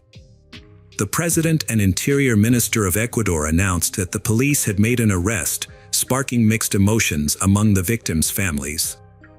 Alberto Segundo Mina Pon, 33, and Aurelio Eduardo Rodriguez, 39, were taken into custody and quickly confessed to the crime, revealing the events that had transpired. Physical evidence found at the home of one of the suspects, Mina Pon, included bloodstains. The police also recovered Marina's phone, backpack, and other belongings near the house. The rapid arrest and immediate confession of they men were met with skepticism by those following the case, leaving many with unanswered questions. Ecuador's Minister of the Interior, José Serrano, claimed that they checked out of their hotel room on February 22nd at 2 p.m. According to the men's story, they had their money stolen at the hotel, prompting them to hitchhike to Lima. However, The hotel owner disputed this claim, stating that there was no evidence of theft. Marina Manazzo and Maria Jose Coni's families found this explanation hard to believe, particularly since they had credit cards that they could have used if they encountered financial difficulties. The lack of activity on the credit cards suggested that either someone stole both the cash and cards or that the men's story was not true. Moreover, they could have accessed the funds in their account without needing the physical card, but they didn't use the money to book travel or accommodations online. According to Ecuador's Minister of the Interior, Marina Manazzo and Maria Jose Coni's entered a bar and requested 2 glasses of water because they were thirsty and had no money. The bar owner corroborated this account, stating that she provided them with water due to their financial situation. However, it remains unclear whether the money was actually stolen. The minister continued by referencing the testimony of the suspects, who had already confessed to their guilt. One of the suspects, Pon, stated that around 8 p.m. on that day, Rodriguez informed him about 2 Argentinian girls in a bar. Pon and Rodriguez approached they and started a conversation, during which Marina Manazzo and Maria Jose Coni explained that they were hitchhiking to Lima because they lacked the funds for a bus ticket. This version of events raises several questions. They had purchased plane tickets from Lima to Santiago, Chile, which is over 1,000 miles away. It seems illogical that they would try to save money by hitchhiking and risk missing their flight, which was scheduled for February 25th. This conversation with Pon allegedly took place on the evening of February 22nd, making their decision even more puzzling. However, local police found witnesses who corroborated this unusual story. Since Marina Manazzo and Maria Jose Coni had no money for a hotel or hostel and needed a place to stay for the night, Pon offered to let them stay at his house. They accepted his offer. A taxi driver was found who confirmed that he drove Marina Manazzo, Maria Jose Coni, and Pon to Pon's home. This picture is of the house where Pon resided. After that, Pon returned to the bar with Rodriguez, as reported by Ecuadorian authorities, and continued drinking. Meanwhile, Marina Manazzo and Maria Jose Coni were left alone in the house. The intoxicated men returned home around 2:30 a.m., but Marina Manazzo and Maria Jose Coni were no longer there. The police investigation revealed that Marina Manazzo va Maria Jose Coni had visited a nearby store to purchase soda before returning to the house. A store cashier confirmed this, indicating that Marina Manazzo va Maria Jose Coni still had some money on them. According to Pon's account, when they returned to the house, he stayed in one room with Maria Jose Coni, while Rodriguez was in another room with Marina Manazzo. Pon admitted that he attempted to persuade Maria Jose Coni into a romantic encounter, but she resisted and tried to leave. In a fit of rage, Pon grabbed a stick and struck Maria Jose Coni on the head, killing her instantly. At the same time, he heard a scream coming from the other room. Upon entering the room, he found that Rodriguez had also taken Marina Manazzo's life. Rodriguez immediately fled the scene, leaving Pon to contemplate how to dispose of the bodies. Pon attempted to erase all evidence from the house by wrapping the bodies in plastic bags and duct tape. In the afternoon, he borrowed a cart from an acquaintance and transported the bodies to a wasteland near the ocean shore, approximately 440 yards from his home. It is essential to note that this account is the official version provided by the Ecuadorian authorities. However, this narrative leaves several questions unanswered, including the origin of the marks on her wrists and the presence of a potent drug in the blood of both girls, as revealed by toxicological analysis. Her family questioned the Ecuadorian authorities' account due to numerous inconsistencies in the case. They suspected a possible connection to human trafficking and believed the authorities might be protecting someone. The family's doubts were fueled by several factors. They had run out of money but did not use their credit cards, suggesting that they may have been coerced or deceived. Additionally, it was reported that they were under the influence of drugs, which raised suspicions about their supposed activities. Notably, the only people who claimed to have seen Marina Manazzo and Maria Jose Coney on the day of their disappearance were a select few who corroborated the authorities' version, including the owner of the bar, a taxi driver, and a cashier who allegedly sold soda to one of they. Furthermore, the town's relatively small population of 5,000 residents made it surprising that no one else came forward as a witness. The families of the victims were confused by several aspects of the case. They couldn't understand why the bodies were found 2 days apart, despite being only 43 yards away from each other. It also seemed strange that Marina Manazzo va Maria Jose Coney had sought help from Pon and Rodriguez, rather than approaching one of the many Argentine tourists in the area. The brother of one of the victims reported seeing used syringes on the floor when he was taken to the crime scene by the Ecuadorian police. However, when he asked about them, the syringes mysteriously disappeared. Furthermore, the syringes were not visible in crime scene photos, and the experts who examined the area denied their existence. The family suspected that Pon and Rodriguez were involved in something more sinister, such as human trafficking, and that they were being used as a cover. The authorities responded by scheduling a second autopsy and a new toxicological examination. Additionally, it was discovered that both defendants had repeatedly changed their story about the events surrounding Marina Manazzo and Maria Jose Coney deaths. According to one version, Pon denied involvement in the crime and instead claimed that the perpetrator was a Venezuelan illegal substance dealer known as El Chamo, who lived in the area. However, when questioned by the police, El Chamo denied any involvement and offered to take a polygraph test or provide a DNA sample to prove his innocence. The crime scene yielded several DNA samples, including those from Pon and the deceased girls, as well as some unidentified samples. Further testing revealed that the unidentified samples did not match Rodriguez, who was suspected of being Pon's accomplice, nor El Chamo, who was ultimately ruled out as a suspect. A second autopsy, conducted by Argentine experts, revealed that the girls were in a state of vulnerability and unable to defend themselves before their deaths. The autopsy also confirmed that they were subjected to forced intimacy before being killed. The autopsy revealed additional details, including that Maria Jose Coney had bruises and scratches only on one side of her body, suggesting she may have been ejected from a moving vehicle. Furthermore, a new toxicological analysis confirmed that both girls had been given a potent psychiatric medication that can impair a person's willpower. A disturbing reaction swept across Latin America following the incident.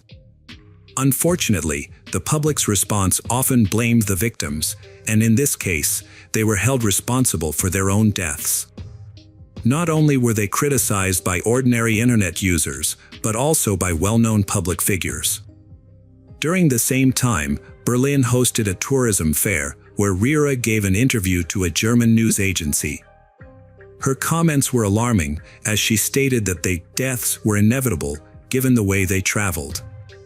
She also revealed that she had never visited Montanita, a popular tourist destination, because it didn't match her social status. These comments were essentially victim-blaming at the state level, which is a sad and concerning fact. Following an interview with Riva Dera, the Ecuadorian government issued an apology to the families of Marina Manazzo and Maria Jose Coney, and one woman was fired. Among those heavily criticized was Argentine psychiatrist Hugo Narton, who described they as favorable victims and implied that they provoked others to commit crimes. However, after intense backlash, Dr. Narton claimed he had been misunderstood and emphasized that he never intended to excuse or absolve criminals of their responsibilities.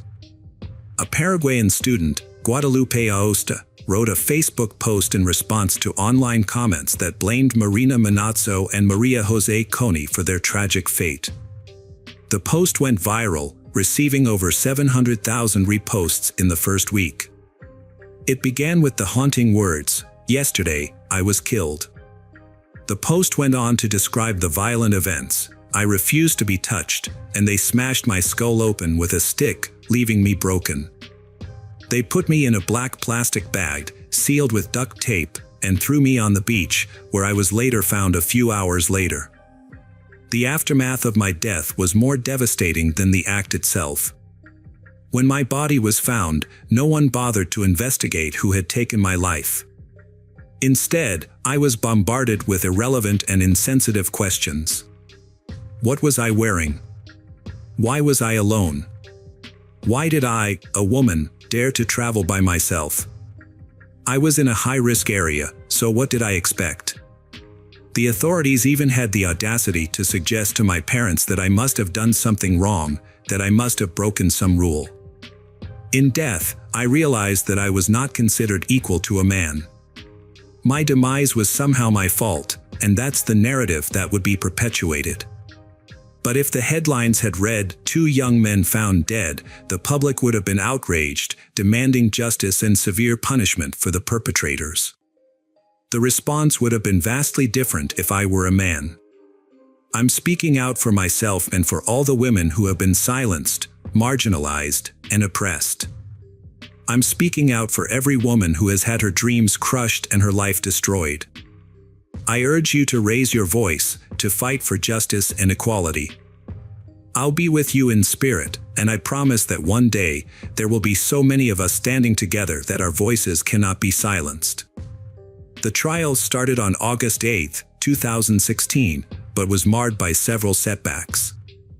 The prosecutor changed 3 times, causing significant delays in the process. Despite these challenges, the prosecution presented a substantial amount of evidence, including witness statements and over 200 physical items collected from the crime scene. The police had found some of the victim's personal belongings, biological fluids, and phones at the house where the crime took place and in the surrounding area. During the trial, Pon maintained his innocence, claiming that his earlier confession was made under police pressure. This statement only reinforced the suspicions of the victims' families that the Ecuadorian authorities were withholding information. Meanwhile, Rodriguez altered his testimony, suggesting that Colombian dealers of illicit substances were involved in 8 deaths. In the trial's first week, the prosecutor revealed that he suspected additional individuals were involved in the case. This suspicion was based on the discovery of 3 more male DNA samples at the crime scene, in addition to the DNA of Rodriguez and Pon. Ultimately, the court found both Pon and Rodriguez guilty, sentencing them to 40 years in prison, the maximum penalty allowed under Ecuadorian law.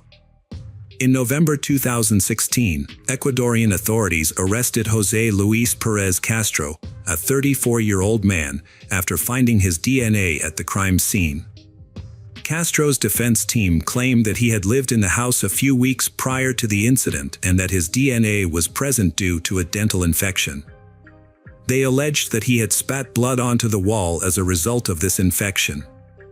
However, the defense's explanation for the presence of Castro's DNA on the victims' bodies was that he must have touched an object or piece of furniture that the police had also handled, thereby transferring his DNA. This argument began to fall apart when a dentist testified in court. It was revealed that Castro had contacted the dentist 2 weeks after the bodies of Marina Manazzo and Maria Jose Coney were discovered, asking for a note to confirm his alleged dental infection. The dentist refused to provide the note, as he found no evidence of any health issues during his examination of Castro. A man was ejected from a dentist's office after seeking a medical certificate. The dentist refused to issue one, explaining that there needed to be an underlying medical condition causing pain, which he didn't observe. This denial dismantled his defense. Meanwhile, while awaiting trial, Castro broke prison rules by posting on social media about his situation. In a statement, he expressed confidence that God would ultimately prove his innocence. Despite his persistent claims of innocence, Castro was ultimately found guilty and received a 40-year prison sentence, just like 2 others, Alberto Pon and Eduardo Rodriguez. Detectives.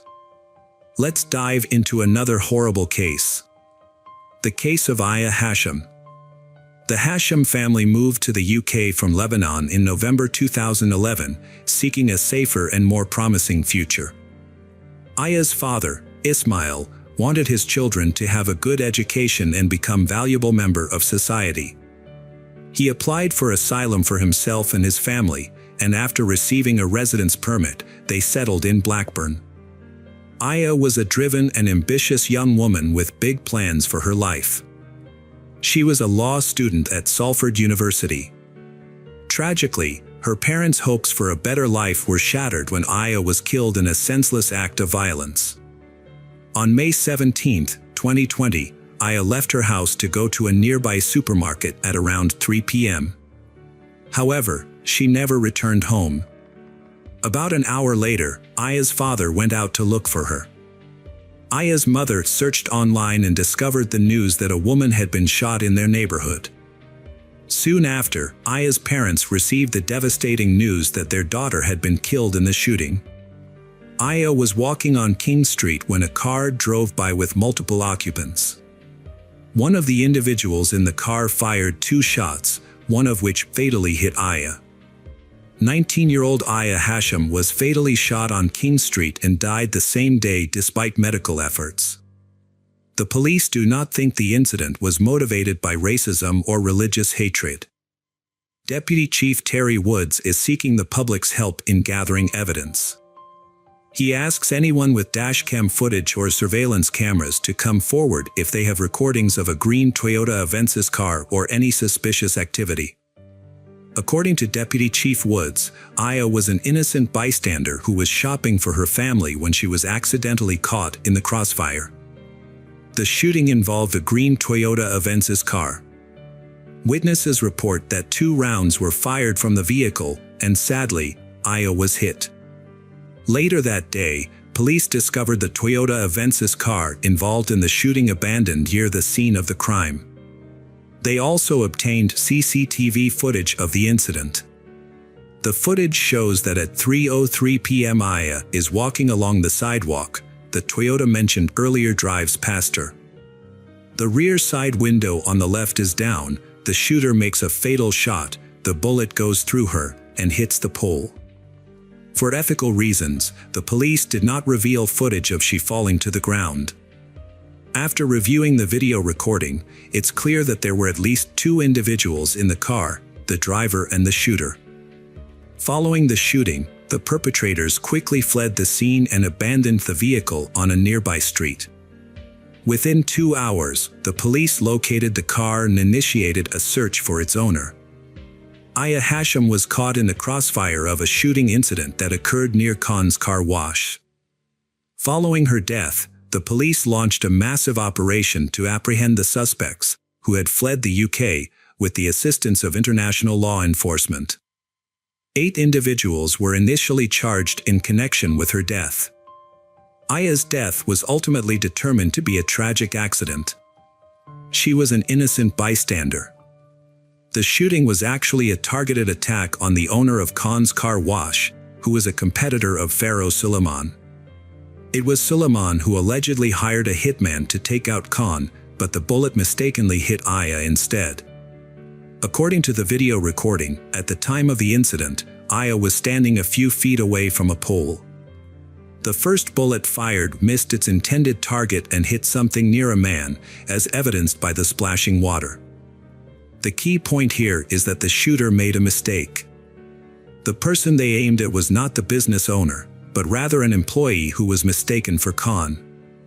During the second shot, Aya was positioned between the shooter and the employee. The bullet struck her in the left side of her chest, passed through her body, and then hit the pole. The car immediately fled the scene.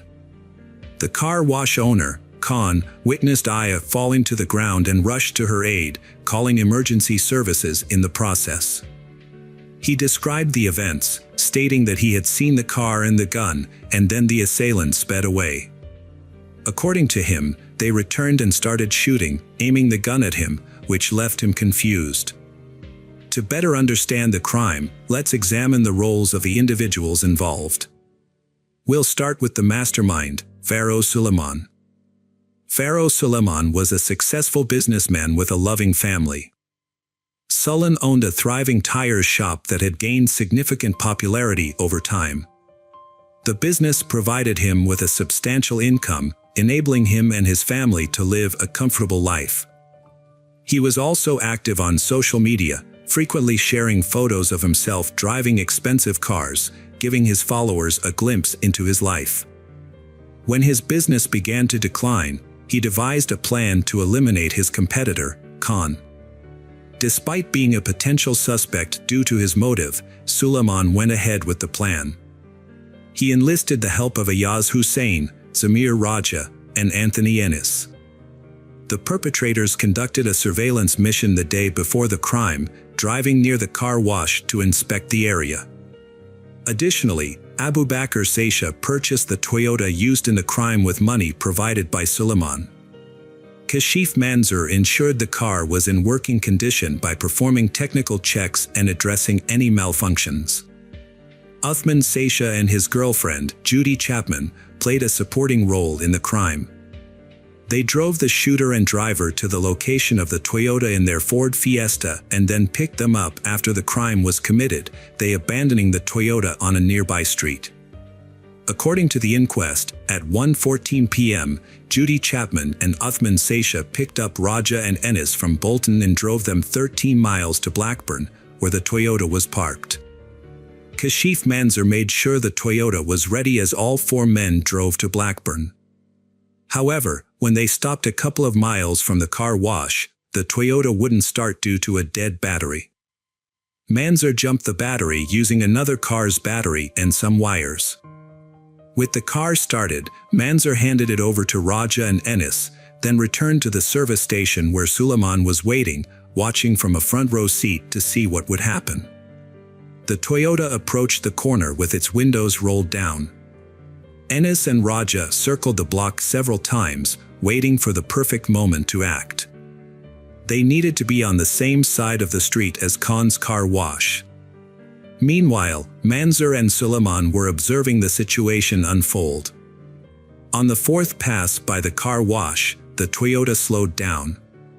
Coincidentally, Khan was on the street at that exact moment.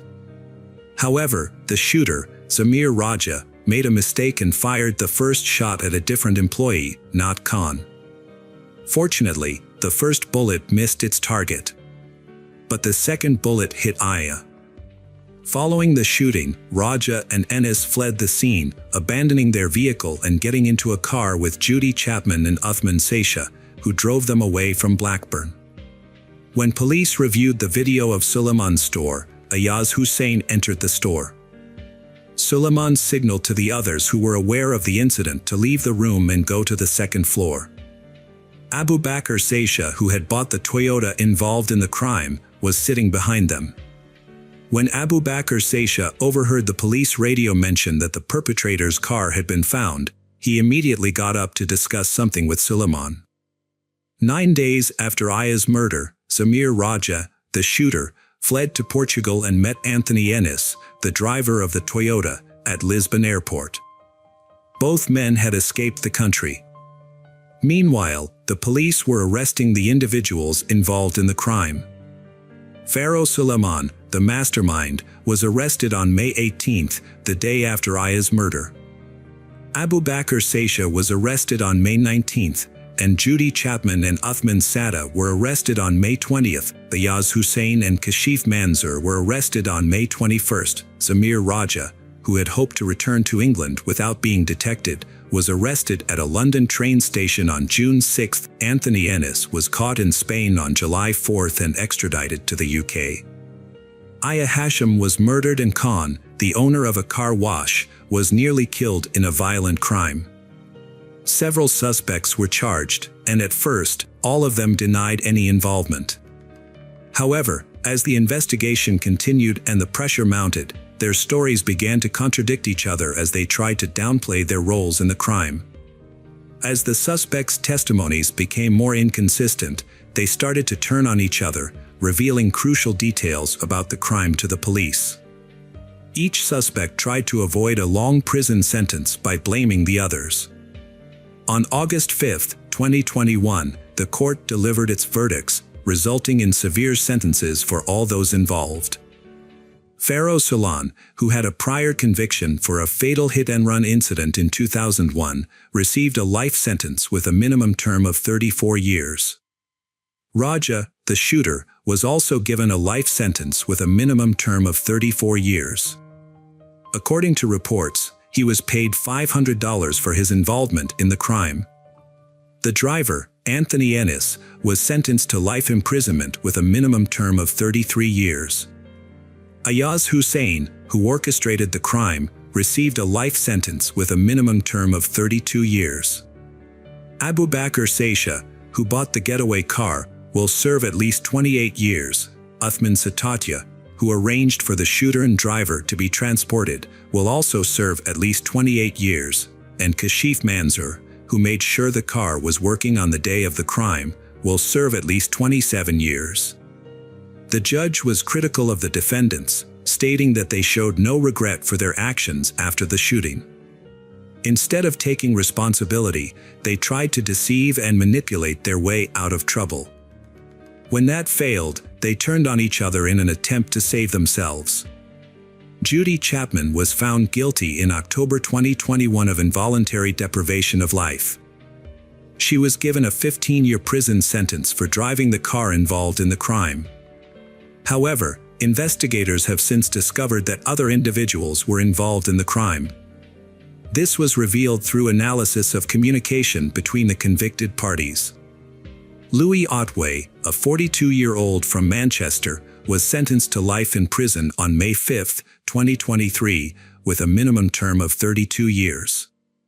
During his trial, evidence revealed that Otway acted as an intermediary between Ayaz Hussein, Zamir Raja, and Anthony Ennis.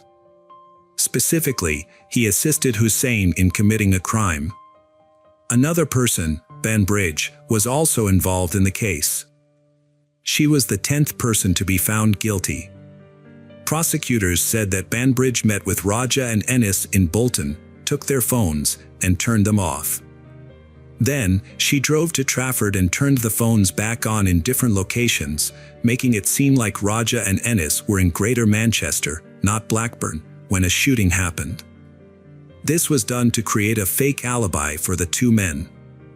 Banbridge, 32, admitted to conspiracy to pervert the course of justice and was sentenced to 23 months in prison on August 11, 2023. This was the last conviction in the case of Aya Hashim. Welcome to our channel. Today we're going to take a look at another horrible case with you. The case of Jennifer Londano. Jennifer Londano, a 31-year-old engaged and responsible individual, failed to arrive at her job in Englewood, New Jersey, prompting concerns from her family and friends. As the manager of the newly opened Luna Lounge on Armory Street, Jennifer was a diligent worker with a spotless attendance record. However, on June 25, 2017, she vanished without a trace after closing the bar in the early morning hours. When she didn't show up for her shift that evening, her co-workers grew worried and attempted to contact her. But her phone was switched off, which was unusual because she always maintained regular communication with them. This lack of response heightening their anxiety, her loved ones decided to file a missing person report with the police, highlighting that she always checked in with them before going anywhere. As the investigation began, police visited Jennifer's apartment, where she lived alone. The officers found the front door locked with no signs of forced entry or damage. Upon entering the apartment, they initially noticed nothing out of the ordinary. The space was clean and well-maintained, with no signs of disarray or theft. At first glance, nothing suggested that the apartment was a crime scene. After investigating Jennifer's apartment and finding no leads, the police visited the bar where she worked as a manager to gather more information. They spoke with the staff at the establishment and discovered that Jennifer was well-liked by everyone, with no reported conflicts with patrons or employees. Her co-workers described her as kind, helpful, and highly respected. Jennifer was a driven and ambitious person who had a strong work ethic. In 2016, she partnered with 40-year-old Rafael Lolos to open the Luna Lounge in Englewood, New Jersey. The bar was successful, thanks in part to Jennifer's exceptional people skills and management abilities. Lolo's provided the financial backing, while Jennifer was the face of the business, charming customers with her warm personality. What the police discovered during their conversation with the bar staff was that Jennifer and Raphael's relationship went beyond business. They were romantically involved, and their relationship was public knowledge. Despite their close relationship, they had not yet taken the step of living together. The investigation revealed that on the morning Jennifer was last seen, she had closed the bar and gotten into Raphael's car, which was waiting for her after work. As the last person to see her, Raphael became a key person of interest, and the detectives decided to bring him in for questioning. Raphael claimed that he drove Jennifer home from work after she closed the bar, and they spent some time together at her apartment before he left to let her rest for his shift that evening. Following her disappearance, Raphael maintained contact with Jennifer's family and collaborated with them to try to determine her whereabouts. Since there was no apparent connection between Raphael and Jennifer's disappearance, the police concentrated on investigating other leads. However, they faced challenges due to Jennifer's phone being turned off on the day she disappeared, with the last signal coming from a cell tower near her home.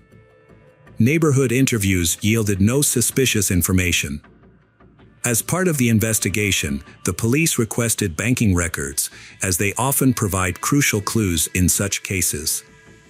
When the bank shared the data, it revealed an unexpected development: Jennifer's bank card had been used even after she went missing.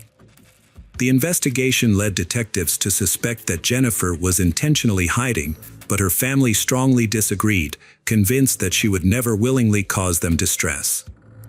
To gather more information, the police began to investigate the activity on her card, seeking to determine when, where, and how it was used.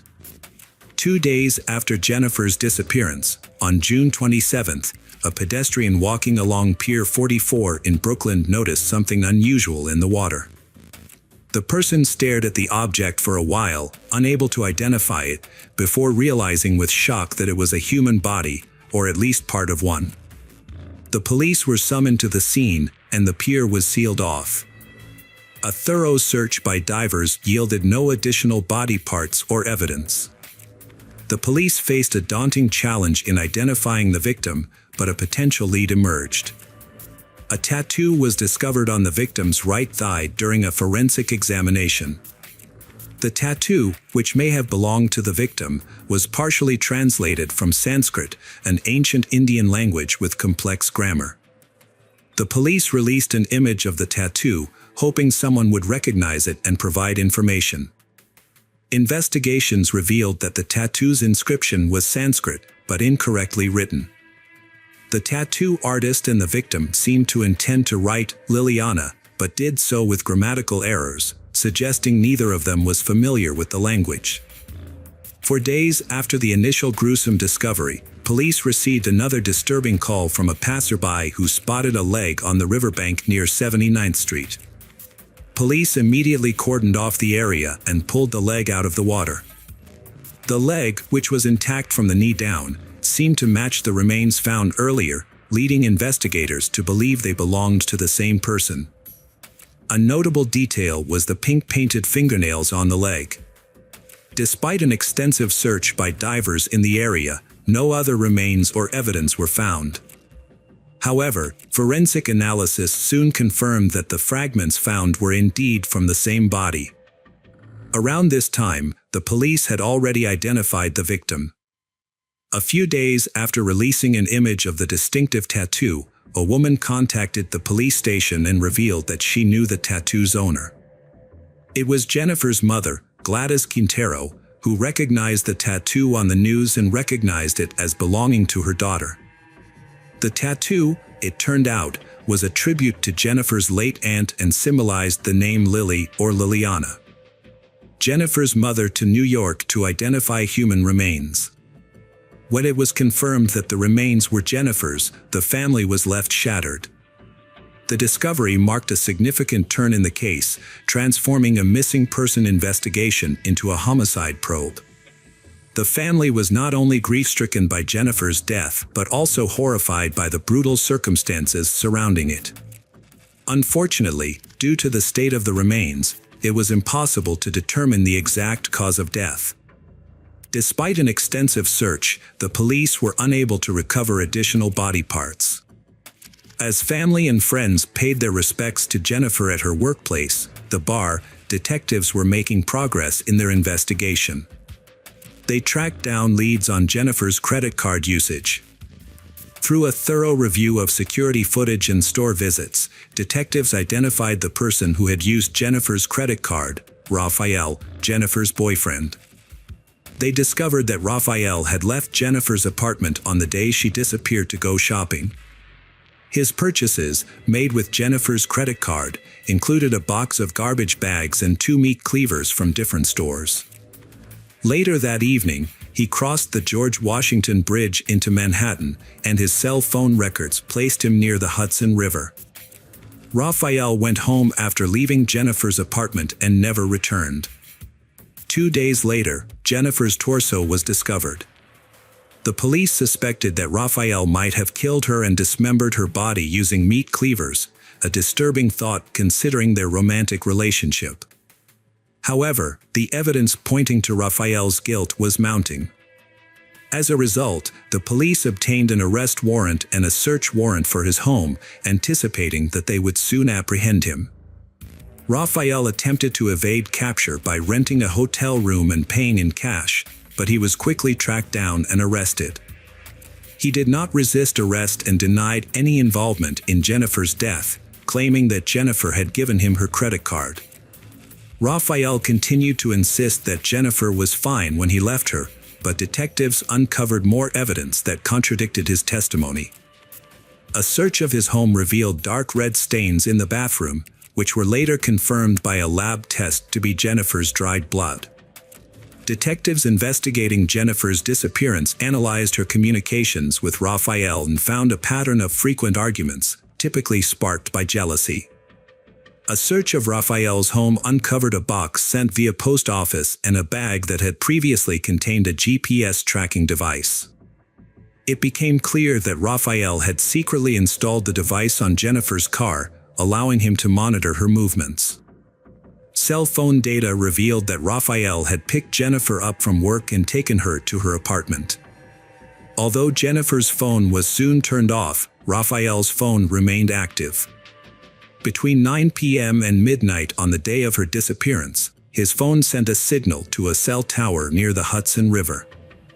This suggests that Jennifer may have already been dead by then, and Raphael may have driven to the river to dispose of her body.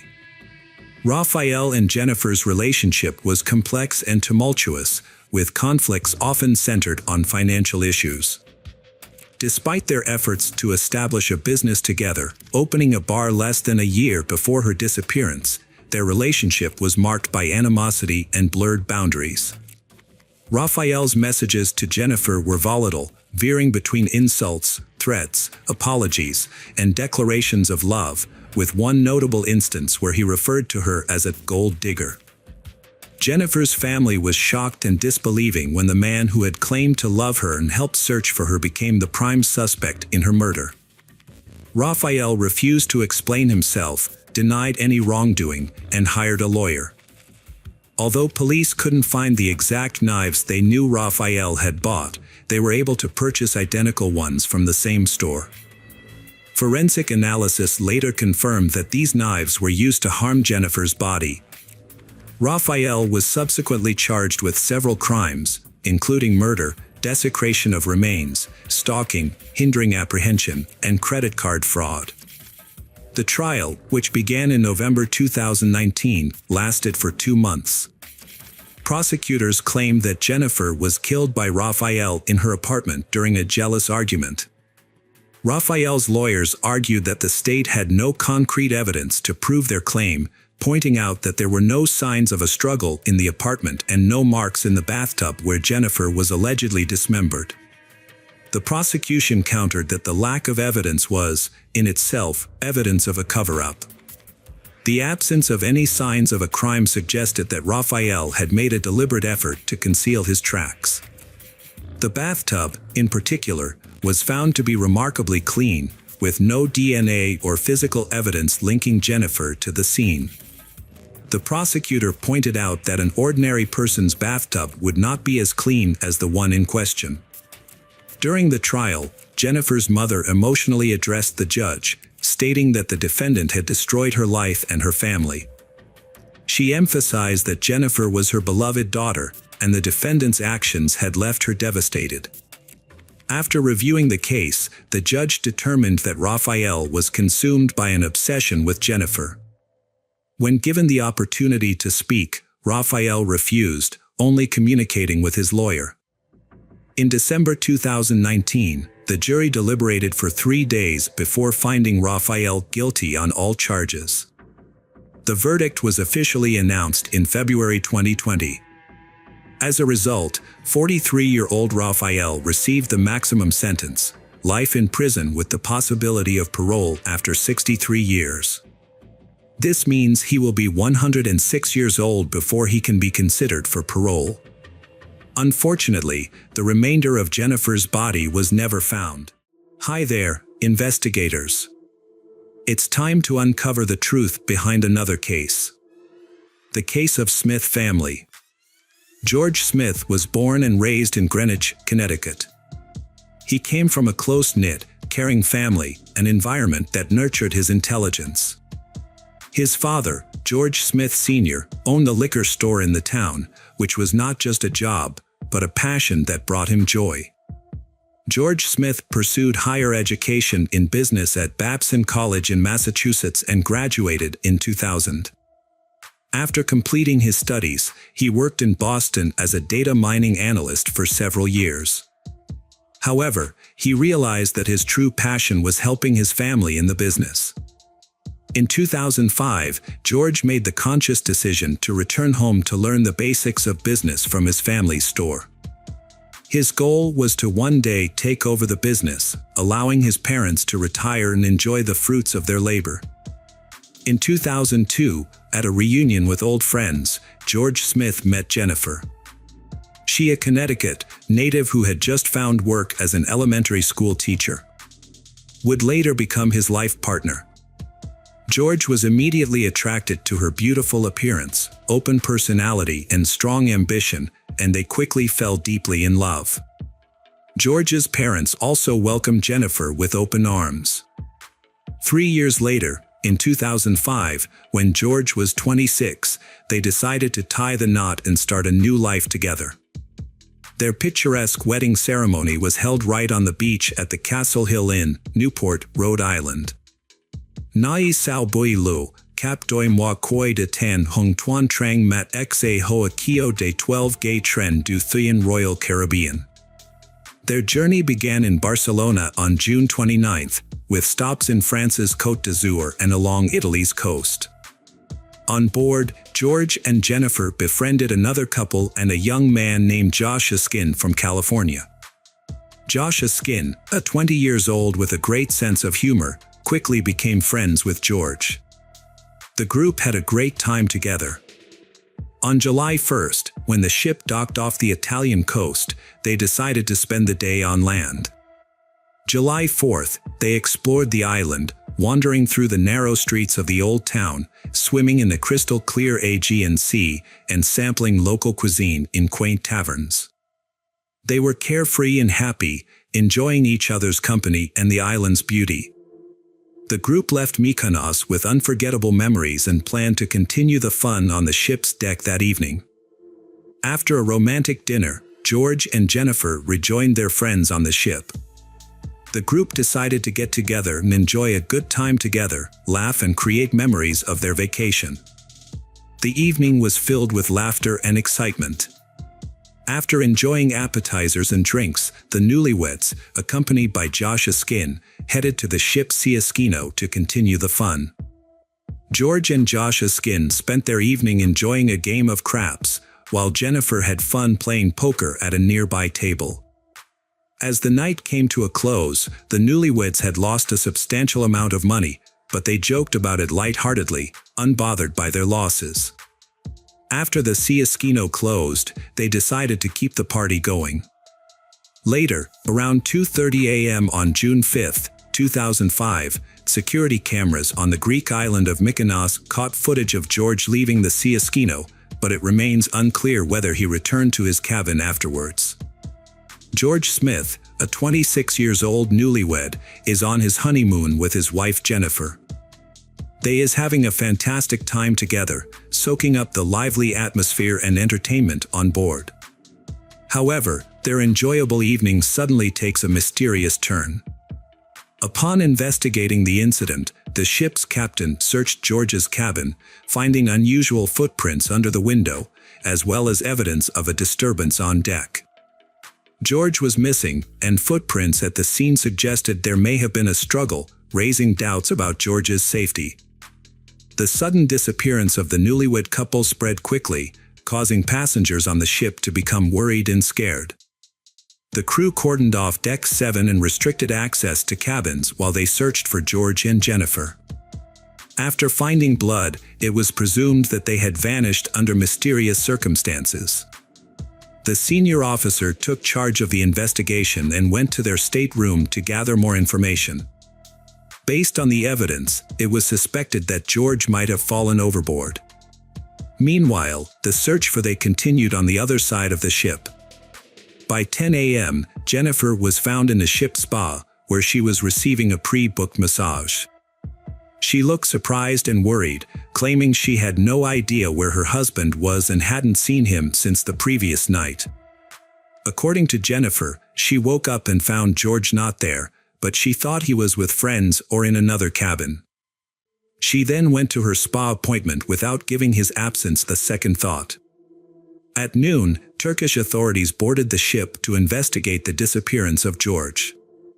The captain reassured passengers that the investigation was necessary to understand what happened and hoped it would end quickly. The police began by questioning George's wife, Jennifer, who was visibly agitated and seemed to have limited information about her husband's disappearance. Jennifer told the police that she had last seen George the previous night and that Royal Caribbean staff had informed her that he may have fallen overboard. The discovery of blood on the boat's awning suggests that something terrible has happened to George. As a result, Jennifer became the main suspect due to her agitated state and apparent lack of knowledge about her husband's disappearance. The investigators then examined cabin 962, which was found to be in disarray, suggesting a possible struggle. In the bathroom, they discovered small drops of blood on the carpet and towel, as well as fingerprints on the balcony railing. Furthermore, 2 small blood stains, each approximately 2 centimeters long, were found on the bedding. The blood samples were later identified as belonging to George. George's disappearance from the cabin remains a mystery, and all evidence points to the fact that he experienced trauma before he disappeared. A chair on the balcony, positioned to allow someone to sit next to the railing, caught the investigators' attention. Marks on the railing suggested someone had indeed sat there, sparking suspicion that George might have fallen. However, the high railing and bloodstains on the boat's awning and inside the cabin hinted at a more sinister scenario: murder. Investigators have been trying to determine who George was with that night, and what may have led to his disappearance. The inquiry was in its early stages, but it was already clear that the case was complex and fraught with mysteries. The Turkish authorities boarded the ship to investigate George Smith's disappearance. They began by questioning the group of friends with whom the newlyweds had spent the previous night. As the investigation remained shrouded in mystery, every detail was crucial. They reported that George and Jennifer had consumed excessive alcohol, leading to George's intoxication. They claimed to have helped him back to the cabin, put him to bed, and removed his shoes before leaving him alone. However, they were unable to account for Jennifer's whereabouts and assumed she had returned to the cabin later. Notably, Josh Askin's testimony contained inconsistencies. He alleged that Jennifer had left the group to go with a casino employee named Lloyd, contradicting the assumption that she had returned to the cabin. Josh Askin and Jennifer have deep feelings for each other, and they have both openly expressed their feelings for George. However, when reviewing the security footage, the story is different. At 3:30 a.m., the footage showed Jennifer leaving with new friends, while George stayed behind. Furthermore, data from Lloyd's keycard indicated that he returned to his cabin at 3:25 a.m., a fact confirmed by his girlfriend. This new information raised more questions and led investigators to suspect that Joshua Skin may have been hiding some crucial details. As the investigation continues, each new revelation added more mystery to the story. On a different part of the ship, a young man named Greg Rosenberg was enjoying a family cruise with friends, including his cousin Zach Rosenberg and close friend Rostislav Kaufman. The three men, who all held American passports despite their Russian heritage, lived in New York City. Greg Rosenberg and Jennifer had started their evening at the casino, trying their luck at poker together. After the casino closed at 2:30 a.m., they joined their friends and decided to continue the party. The group headed to the ship's disco, where they danced and drank together, enjoying each other's company. Lloyd Bota, the casino manager, was also seen having a good time with the young men. The witnesses' accounts of the nighttime activities start to conflict with one another as the group members disperse to their cabins. It was already late, and they were visibly intoxicated. According to the ship's rules, passengers who were loud and behaved inappropriately would have their drink delivery blocked. When the staff refused to serve their drunk visitors, they remembered they had a bottle of absinthe they had bought on the island of Mykonos. However, the crew had forbidden passengers from consuming their own alcohol on board. Joshua Skin returned to his cabin to retrieve a special bottle of wormwood wine that he said he had purchased earlier.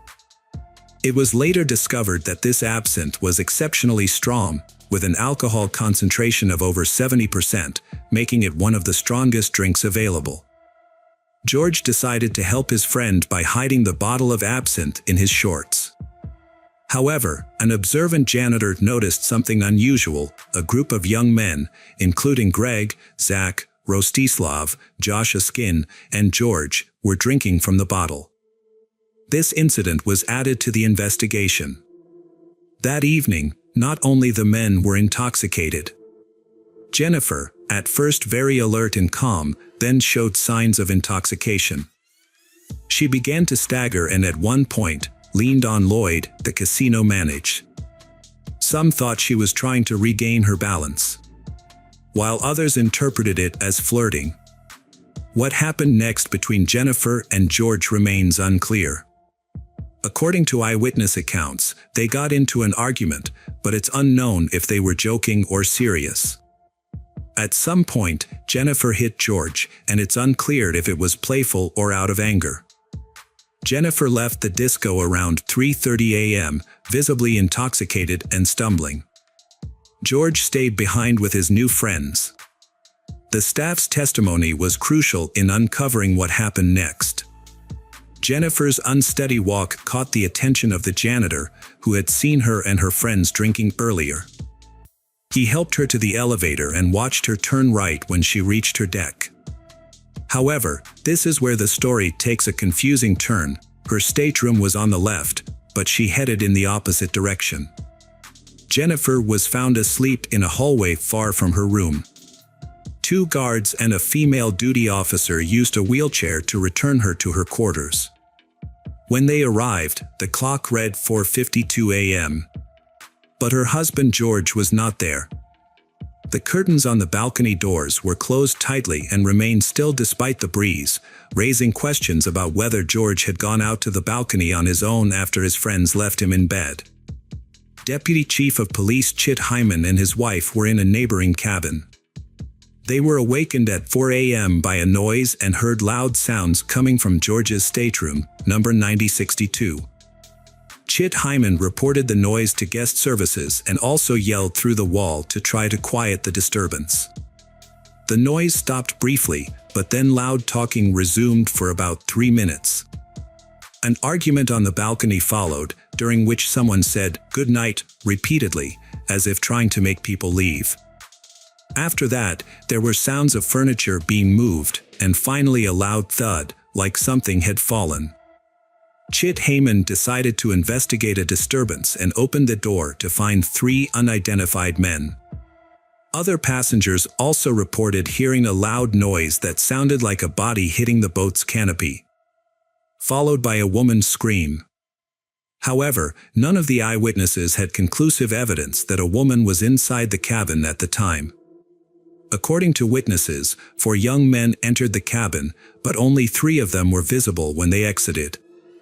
This raised the question of whether one of them might have stayed inside to search for money from the newlywed couple, who had recently won a significant amount at the casino. The theory of a failed robbery attempt seems plausible, but there are inconsistencies in the alibis of the 3 boys, Greg, Zach, and Rostislav. They claim to have been in another stateroom just minutes after Heyman saw the 3 unknown men. The key card records for George's stateroom confirm that they entered it at 4:05 a.m., but there is no record of them entering the cabin again. This has led to several theories about what might have happened to George Smith. Another theory suggests that George and Jennifer's drunkenness was not simply due to excessive alcohol consumption. Although they appeared relatively sober when they left the casino at 2:30 a.m., they were unable to return to their cabin on their own by 3:30 a.m., implying possible exposure to illicit substances. This idea is supported by the testimony of other casino visitors, who reported that George and Jennifer openly discussed having large sums of money, possibly from wedding gifts or casino winnings. Estimates of their wealth varied, but all witnesses agreed it was in the tens of thousands of dollars. The fact that George wore an expensive Breitling watch and Jennifer owned a valuable engagement ring further suggested they were wealthy. It's possible that their quarters were targeted by thieves searching for the money they had been boasting about. 2 possible explanations have been proposed for the disappearance of George. The first theory suggests that the kidnapper may have injured George while trying to remove his valuable watch, resulting in bloodstains on the sheet.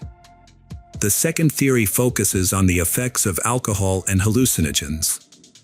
After discovering that the passengers had been drinking and finding footprints on the balcony, the captain suspected that an accidental fall overboard might have occurred during a scuffle. Particular attention has been paid to hallucinations caused by drinking wormwood wine, a beverage containing the active ingredient thujone. However, toxicology experts note that the concentration of thujone plays a crucial role in determining its effects. Importantly, absinthe sold in European countries today is strictly regulated, and the thujone concentration is limited to such a low level that it is incapable of causing hallucinations. The fact that the George actually purchased the wormwood wine in Europe makes it unlikely that it caused the hallucinations, as experts claim that the amount of alcohol required to produce such hallucinations would have to be extremely large. In reality, only black market absinthe with a much higher concentration could potentially cause hallucinations. In the investigation into George Smith's disappearance, the FBI conducted polygraph interviews with Jennifer and Lloyd Bota, and who both passed.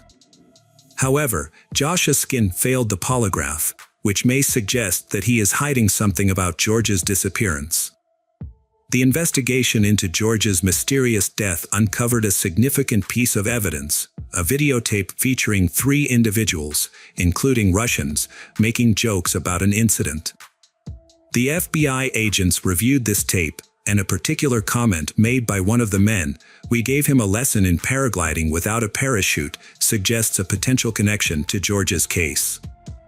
During the investigation in 2009, FBI agents interviewed Greg, Zach, Rostislav, and Joshua Skin as witnesses. However, Zach Rosenberg and Joshua Skin declined to provide a direct answer. Their answers remained vague, implying that they did not want to share full details of what happened. Another crucial witness was Greg Rosenberg, who was with the group of men entertaining on the night of the incident.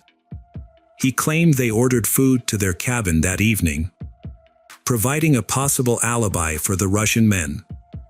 Nevertheless, inconsistencies were found in this statement. However, this information is incorrect.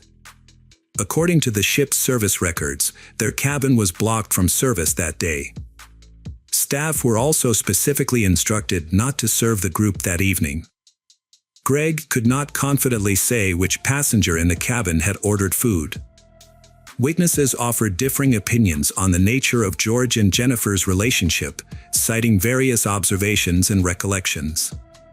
Greg believed it was challenging to gauge the quality of their relationship due to the group's heavy drinking. According to him, everyone in the group was extremely intoxicated, making it hard to determine the specifics of their interactions. There was a discrepancy in testimony as to whether Greg left the cabin immediately after ordering food.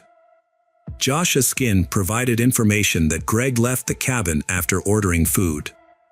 However, Greg denied this statement, saying that he never left. This contradiction complicated the investigation, requiring further investigation to establish the facts. In December 2019, Greg Rosenberg was murdered, and the case remains unsolved. Investigators are exploring a potential connection between his death and that of George Smith. The mysterious circumstances surrounding George Smith's appearance have raised significant questions about his background and family. As details emerged, the situation grew increasingly complicated, with the actions of his relatives following the tragedy drawing scrutiny from both the public and law enforcement. The George family persisted in seeking answers and justice regarding George's disappearance. The case was moved from the FBI's Connecticut office to the New York office. The family offered a $100,000 reward for any information that could help identify and bring to justice those responsible for the crime. They also called for a boycott of the shipping company, which they believed was trying to cover up the incident to protect its profits. The incident also strained the relationship between George's parents and his young wife, Jennifer. Her behavior was closely scrutinized and many found her composure suspicious. She said she was acting on the orders of FBI agents, doing exactly as they told her. However, her hesitation to provide more information sparked suspicion. The George family, who were seeking truth and justice, became disheartened when Jennifer agreed to a $1 million settlement offer from the judgment company. This move appeared to them as a betrayal. They felt the Turkish authorities' investigation lacked transparency, and Jennifer seemed too hasty in accepting the offer, fueling their suspicions that she was concealing information and wasn't invested in uncovering the truth. In contrast, Jennifer says she has very few memories of what happened after 2:30 a.m. that night, unaware that the liner's staff had even found her in the corridor and escorted her back to her cabin. This satisfied with the Turkish investigation. The George family to take matters into their own hands by engaging independent forensic scientist Henry Lee to assist them. Henry Lee conducted a series of studies in the cabin and on the balcony that were not included in the official investigation. These studies could have revealed crucial information about the events surrounding George's death and potentially confirmed one of their main theories: murder or accident. According to Henry Lee, the height of the balcony makes it unclear whether George's fall was an accident or not. It is possible that a third party pushed him or that he was in a state of insanity and climbed onto a chair before falling. Henry Lee had planned to conduct an experiment to simulate a fall from the balcony, but the cruise line owner refused to allow it. George's relatives believe that this decision was made to obstruct their efforts to uncover the truth. Henry Lee also conducted investigations in the cabin, on the balcony, and on the boat, but the results of these investigations were not made public. Meanwhile, the FBI launched its own investigation, but many of its findings and discoveries were kept secret. The FBI's investigation into George Smith's disappearance focused on 4 young men who spent the night with him, as well as 3 Russians: Greg, Zach Rosenberg, and Rostislav Kaufman. However, their testimonies were inconsistent with those of other witnesses, adding to the mystery and confusion surrounding the case. Initially, Jennifer was a suspect, but she was eventually cleared of suspicion. The family then increased the amount of their lawsuit against the company and used the payout to secure the release of the investigation's results, including witness statements and other relevant information. Jennifer was left to cherish the memories of George and dedicated herself to charitable work in his honor. She later remarried, continuing to strive to make a positive impact in his memory. The FBI launched an extensive investigation into George Smith's disappearance, but it was ultimately unable to uncover the truth about his fate or recover his body. Due to lack of evidence, the case was eventually closed, and his death was officially classified as an accident. George's family continues to seek answers about the circumstances surrounding his death, and not being able to visit his grave and pay their respects is the greatest suffering for them. They remain hopeful that the truth will eventually come to light, bringing closure to the case.